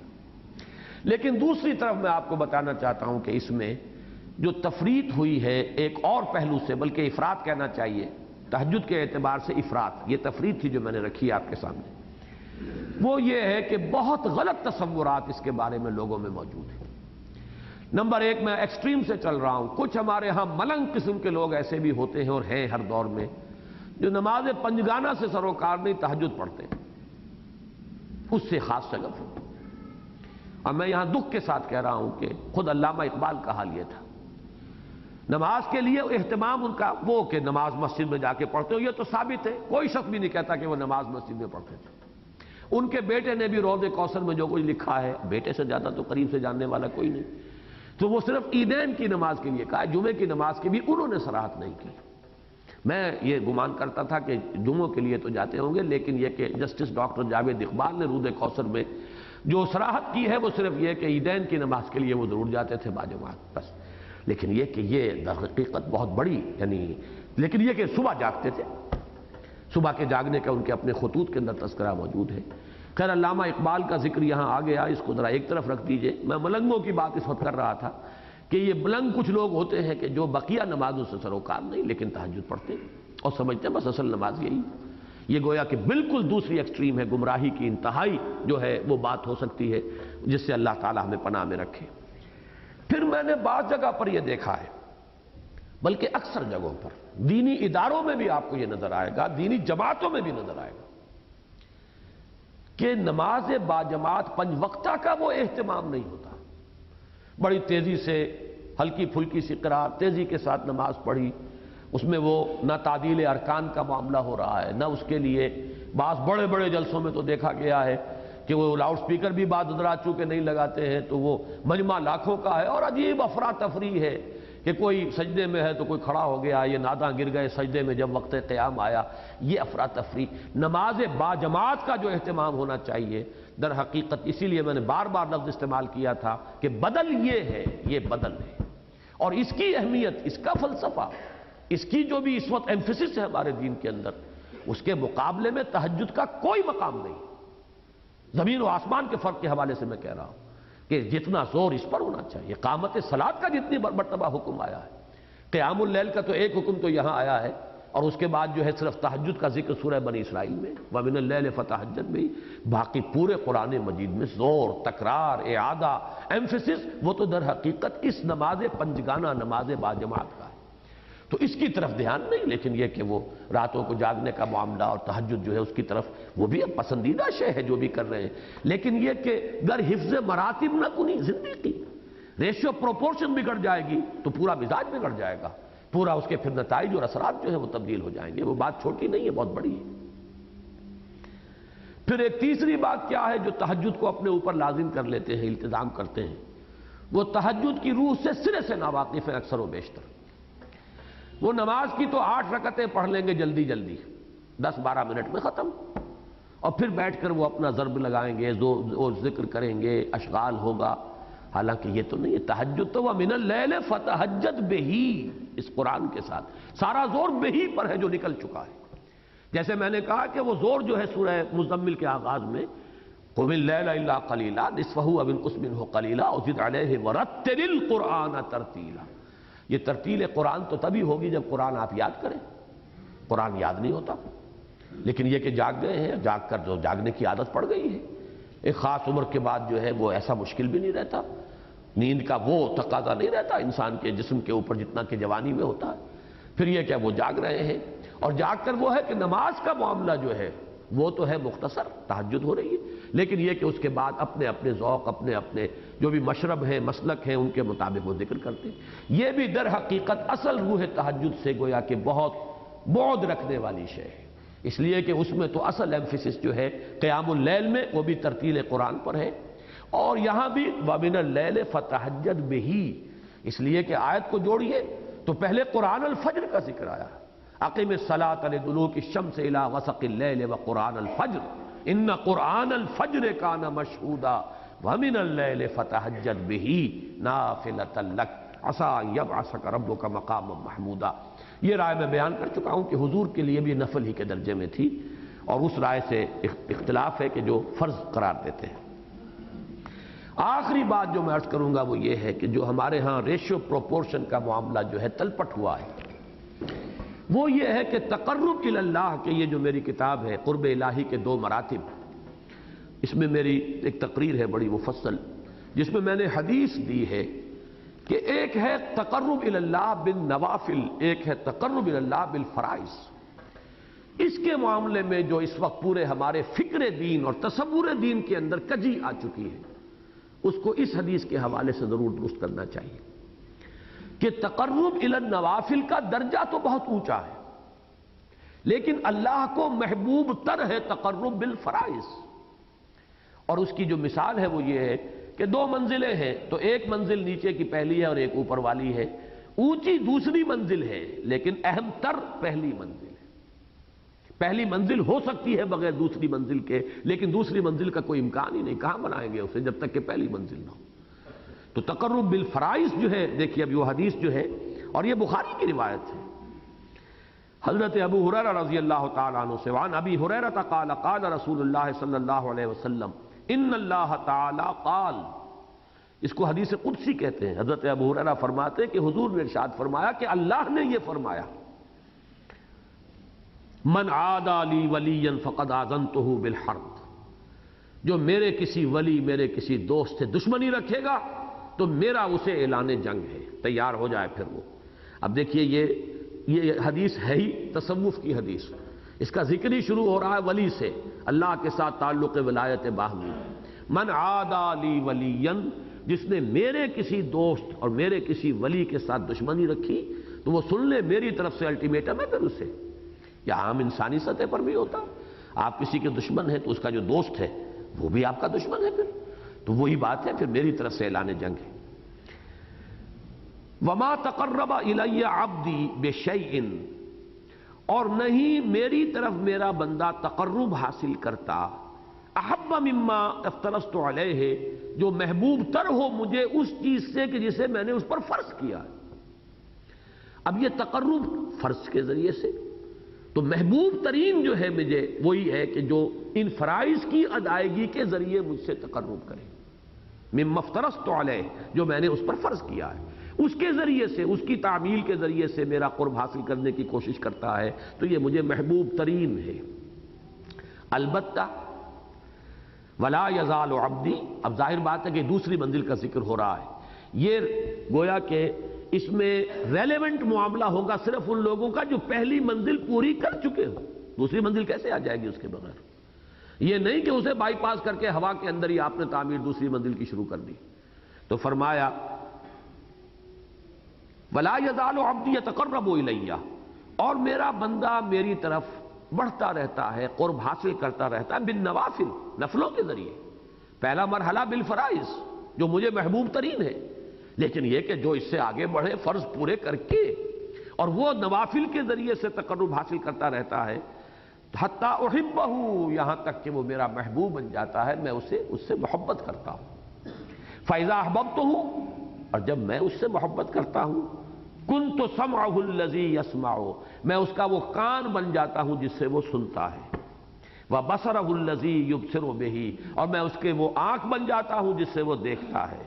ویدہ التی یبطش بہ، اور اس کا وہ ہاتھ بن جاتا ہوں جس سے وہ پکڑتا ہے. ورجلہ التی یمشی بہا، اور میں اس کے پاؤں بن جاتا ہوں جس سے وہ چلتا ہے. وَلَئِن سَأَلَنِي لَأُعْطِيَنَّهُ، اور میرا ایسا بندہ اگر مجھ سے کوئی سوال کرے گا میں لازماً اسے عطا کروں گا. وَلَئِنِ اسْتَعَاذَنِي أُعِيذَنَّهُ، اگر وہ مجھ سے میری پناہ طلب کرے گا کسی کے مقابلے میں لازماً اسے پناہ دوں گا. یہ حدیث بڑی اہم ہے، حدیث قدسی ہے. اب اس میں دو درجے آ گئے. لیکن فرائض کا تصور جو ہے در حقیقت وہ ہے کہ جو ہمارے ہاں محدود ہونے کے باعث یہ پوری حدیث جو ہے یہ تقریباً بے معنی ہو گئی. نماز، روزہ، حج، زکوٰۃ فرض ہے. آگے یہ یاد نہیں رہا کہ دین کی تبلیغ بھی فرض ہے. آگے یہ یاد نہیں رہا کہ دین کے لیے جہاد بھی فرض ہے. دین کی جد و جہد، اللہ کے دین کے غلبے کی جد و جہد فرض ہے. وہ جو پورا کا پورا تصور فرائض ہے اس کو سامنے یہاں رکھیں تو معلوم ہوا کہ اس کو بھرپور طریقے پر اپنے ان فرائض کو ادا کرتے ہوئے،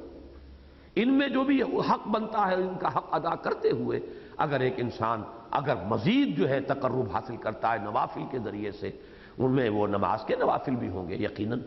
اس میں صدقات نافلہ بھی ہوں گے. ایک تو یہ ہے کہ زکوٰۃ تھی اس نے دے دی، یہ تقرب الفرائض کے درجے میں آئے گا. ایک وہ صدقات نافلہ ہے کہ جو اور دے رہا ہے، قرض کر دے رہا ہے، اللہ کو قرض حسنہ دے رہا ہے. زکوٰۃ کے علاوہ یہ تقرب النوافل آ جائے گا. تو جو شخص یہ کام کرے گا پھر رتبہ اس کا اتنا بلند ہو جائے گا. اللہ فرماتا ہے میں اس کے ہاتھ بن جاتا ہوں، اس کے پاؤں بن جاتا ہوں، اس کی آنکھ بن جاتا ہوں، اس کے کان بن جاتا ہوں. اس میں ایک چیز کا اضافہ کر لیں، بڑی پیاری بات ایک دفعہ ہمارے ایک ساتھی نے بتائی، مختار حسین فاروقی صاحب نے، کہ شیخ ابن عربی ویسے تو بہت بدنام ہے ہمارے ہاں اہل حدیث حضرات، تو خیر انہیں مسلمان ہی ماننے کو تیار نہیں، اور بھی بہت سے حضرات جو ہیں ان سے کافی سوء ظن رکھتے ہیں.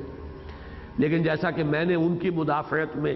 ان کا ایک شعر سنایا تھا آپ کو کہ الرب رب وان تنزل والعبد عبد وان ترقى، رب رب ہی رہتا ہے خواہ کتنا ہی نزول اجلال فرما لے، اور بندہ بندہ ہی رہتا ہے چاہے کہیں پہنچ جائے. ساتویں آسمان پر پہنچ کر بھی محمد بندے رہے صلی اللہ علیہ وسلم. فاوحى الى عبده ما اوحى، اور اس کو دکھایا اللہ نے جو چاہا دکھایا. لیکن یہ ہے کہ اللہ تعالیٰ پہلے آسمان پر بھی آ جاتا ہے ہر پچھلی شب کو، ہر شب کے پچھلے حصے میں، تب بھی وہ اللہ ہی رہے گا. الرب رب وان تنزل والعبد عبد وان ترقى. اسی طرح کا ایک جملہ انہوں نے مجھے سنایا، ان کے مطالعے میں آیا. انہوں نے کہا کہ اس حدیث کے حوالے سے ابن عربی ایک بات کہتے ہیں بڑی پیاری، کہ تقرب بالفرائض کے ذریعے سے، تقرب بالنوافل کے ذریعے سے اللہ بندے کا ہاتھ بنتا ہے، اور تقرب بالفرائض کے ذریعے سے بندہ اللہ کا ہاتھ بن جاتا ہے. وہ جو فرمایا گیا نا، ہاتھ ہے اللہ کا بندہ مومن کا ہاتھ.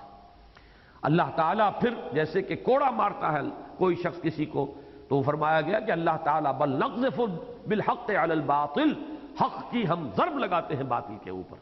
یہ ضرب جو ہے باطل کے اوپر حق کی لگانی، یہ گویا کہ اللہ کے وہ بندے جو تقرب الفرائض کا کام کر رہے ہیں وہ اللہ کے ہاتھ بن گئے ہیں۔ یہ ہے اس کا قول ابن عربی کا، اس لیے کہ اللہ کے منشا کو پورا کرنے والے، اللہ کی حدود کی حفاظت کرنے والے، اللہ کے اوامر کی تنفیذ کرنے والے، اللہ کے جو منع کردہ چیزیں ہیں ان کے لیے ان کی تنکیر اور ان پر لوگوں کو روکنے والے، نہیں کرنے والے، یہ گویا کہ اللہ کا کام کرنے والے بن گئے، یہ اللہ کے ہاتھ بن گئے، یہ اللہ کے فوجدار بن گئے۔ اور جو لوگ نوافل کے ذریعے سے کر رہے ہیں اللہ ان کا ہاتھ بن گیا، اللہ تعالیٰ ان کے کان بن گیا۔ تو یہ جو پہلا ہے تقرب الفرائض کا، اس کے ضمن میں یہ اضافہ جو ہے شیخ ابن عربی کا بہت قیمتی ہے، اس لیے کہ قرآن مجید کے شواہد یہی ہے۔ در حقیقت اللہ جب پکڑتا ہے کسی کو تو اپنے ہی بندوں کے ذریعے سے ضرب لگاتا ہے۔ بدر میں سزا ملی ہے اللہ کی طرف سے، لیکن تلواریں کس کی چلی تھی؟ وہ حمزہ کی اور علی کی اور ابو عبیدہ کی رضی اللہ تعالیٰ عنہم۔ تو معلوم یہ ہوا کہ یہ ہے تقرب الفرائض کا تصور۔ اس کو ایک حد میں کم سے کم منیمم درجے میں آدمی پورا کر رہا ہو تب تقرب بالنوافل کا کوئی امکان پیدا ہوتا ہے۔ اگر یہ چیز ہے ہی نہیں،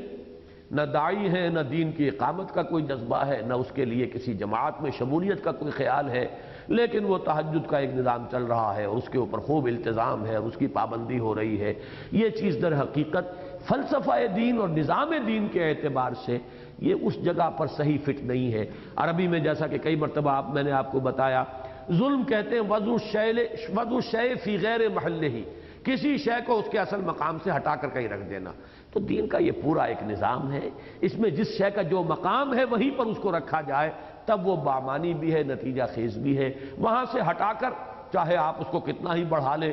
کتنا ہی اس کے بارے میں غلو کر لیں، وہ شے پھر وہ برکات اس کے ذریعے سے پیدا نہیں ہو سکتی کہ جو اپنے اصل مقام پر اگر وہ ہو تو اس صورت میں پیدا ہوں گی۔ بارک اللہ لی و لکم فی القرآن العظیم و نفعنی و ایاکم بالآیات و الذکر الحکیم۔